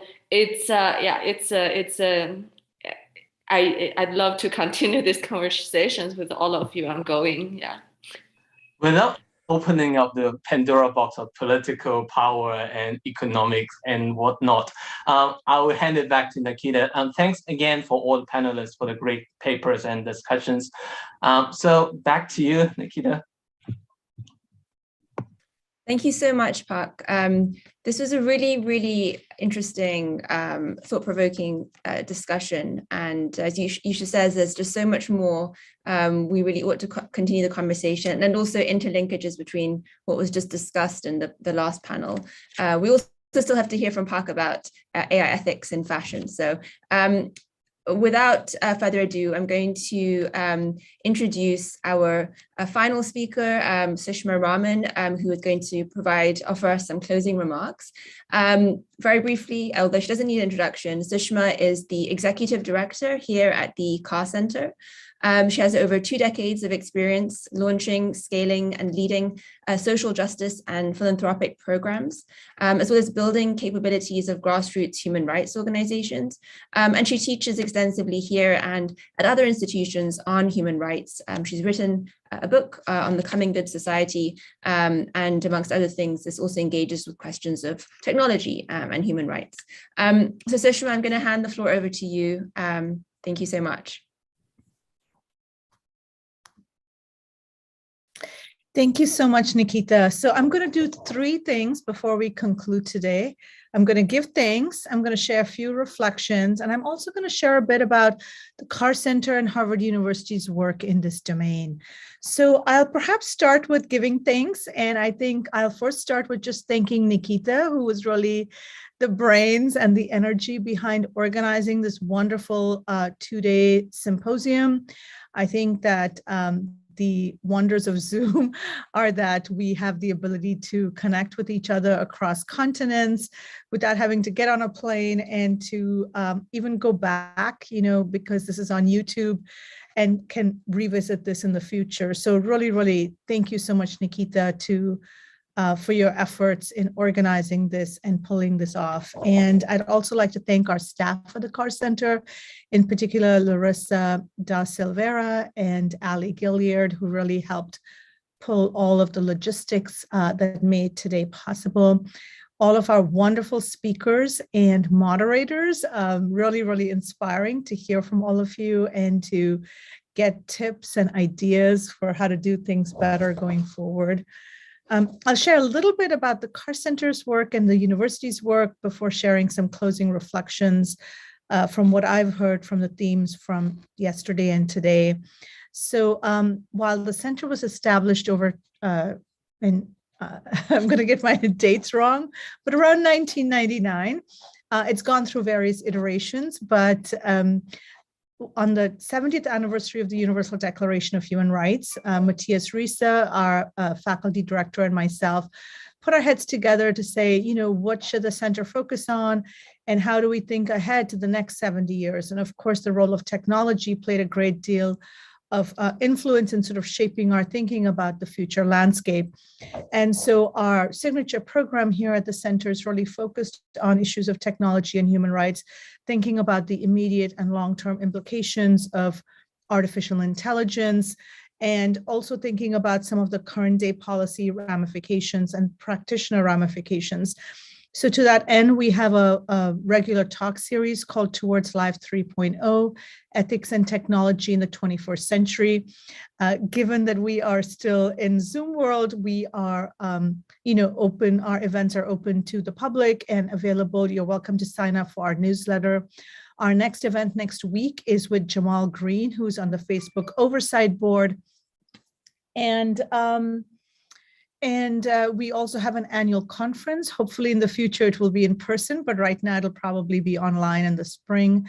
We have a virtual fellows program, which brings together a range of distinguished scholars, practitioners, policymakers. Nikita is in the current cohort of fellows at the center, and our fellows do amazing research and publish articles and papers, and we welcome you to check out their work on our website or in our newsletter. The center is part of an ecosystem of other centers and institutes at the university that work on these issues, such as the Safra Center for Ethics at the university, the Berkman Klein Center for Internet and Society, the Shorenstein Center, which focuses on disinformation, and the Balfour Center, which looks at technology and public purpose. So we welcome you checking out the work of our colleague centers and institutes as well. So before I wrap up, I thought that I would share just some brief thoughts. And again, there's just no way one could really summarize everything that was covered, but just reflecting on some tensions and thoughts as we look to the future. The first is the challenges that we face in reacting to current day trends and patterns of discrimination, bias, exclusion. Many of the examples that I heard, whether it was the situation of indigenous communities in Brazil who may be excluded, on social media, or how Muslim communities respond on Instagram, or, thinking about how do we address these current day patterns of exclusion or discrimination or bias, or different ways in which people's lives and identities are packaged, and how do we envision and build a more just, decolonial, inclusive future, right? Thinking of that balance between being reactive and kind of proactive envisioning of futures. The second thought I had, again, picking up on many of the strands from yesterday and today, which connects to the first one, is really around issues of pluralism. And we've touched on religious pluralism, linguistic pluralism. And I'm really thinking about how, tendencies to either, narrow choices for communities or modify behaviors of folks in these increasingly hegemonic and surveilled spaces. How do we resist those and build different types of pluralistic and participatory public spheres? And third, I would just say what are the ways in which we can build engagement beyond the academy? It was wonderful to see such a diverse and global set of participants raising really important issues and thinking about how do we continue these conversations beyond the academy, reaching out to civil society, to social movements, to community-based media, other forms of organizational and associational life that really bring together people with shared values and interests to co-create the kinds of futures we wish to inhabit in the future. So just some closing thoughts that I have, and I'd like to again thank Nikita for organizing this, and I'm going to turn it back to you, Nikita. Thank you so much, Sushma, for those closing remarks and for really, tying together some of the threads and themes of the last 2 days. And so we've come to the end of the symposium for the year, which just leads me to really thank everyone. I'm amazed at how diverse and rich the conversations have been, and not just the conversations, but just the sort of community that we've had coming together, spanning from New Zealand to British Columbia. The wonders or the miracle that is daylight savings means that this week was particularly useful for us because we were able to cover many time zones without people being up too late or up too early. So it's been a really great 2 days. I hope you as the audience and you as the participants took away at least something from it, had some new ideas, were inspired in some way, and please feel free to connect with each other and with participants. And if you want to connect with me to put you in touch with someone, of course, I'm more than happy to do that. So thank you again to the Carr Center for hosting this, to Sushma and Matthias for your enthusiasm for taking on board this project. And I think it'll be something that can kind of live on and continue as sort of a work at the Carr Center. I want to make a couple of announcements before wrapping up. We are going to be going live with a call for papers for a special issue of the journal, a new journal called Digital Society, and this will be live 15th November. It'll be open till 15th January 2022. We would love to have. I will be guest editing this issue, and the editor-in-chief is Professor Luciano Floridi at the University of Oxford. And we would love to have as many people sending in your contributions. Of course, the people who've participated in the conference and anyone else who's watching or listening and is working in this field of intercultural digital ethics, broadly defined. So that's live. The link is on our website, and we'll share it again in the YouTube chat box. Of course, this has all been recorded, so if you're only joining us now, you can pick up on other conversations from today and yesterday. This will be on the Carr Center's YouTube channel. And then one last thing that we're doing, a sort of experimental final part to the symposium, is we're going to be live in a Twitter space in about an hour and a half. And a few of us who are here right now, and a few others will be really just downloading. It's very informal, very casual. So please join us if you have a reaction that you want to share, you want to listen in on the conversation. So that will be at 2 p.m. Eastern time. And everyone, as I say, is welcome. So with that, thank you so much for joining us. And we hope to continue the conversation.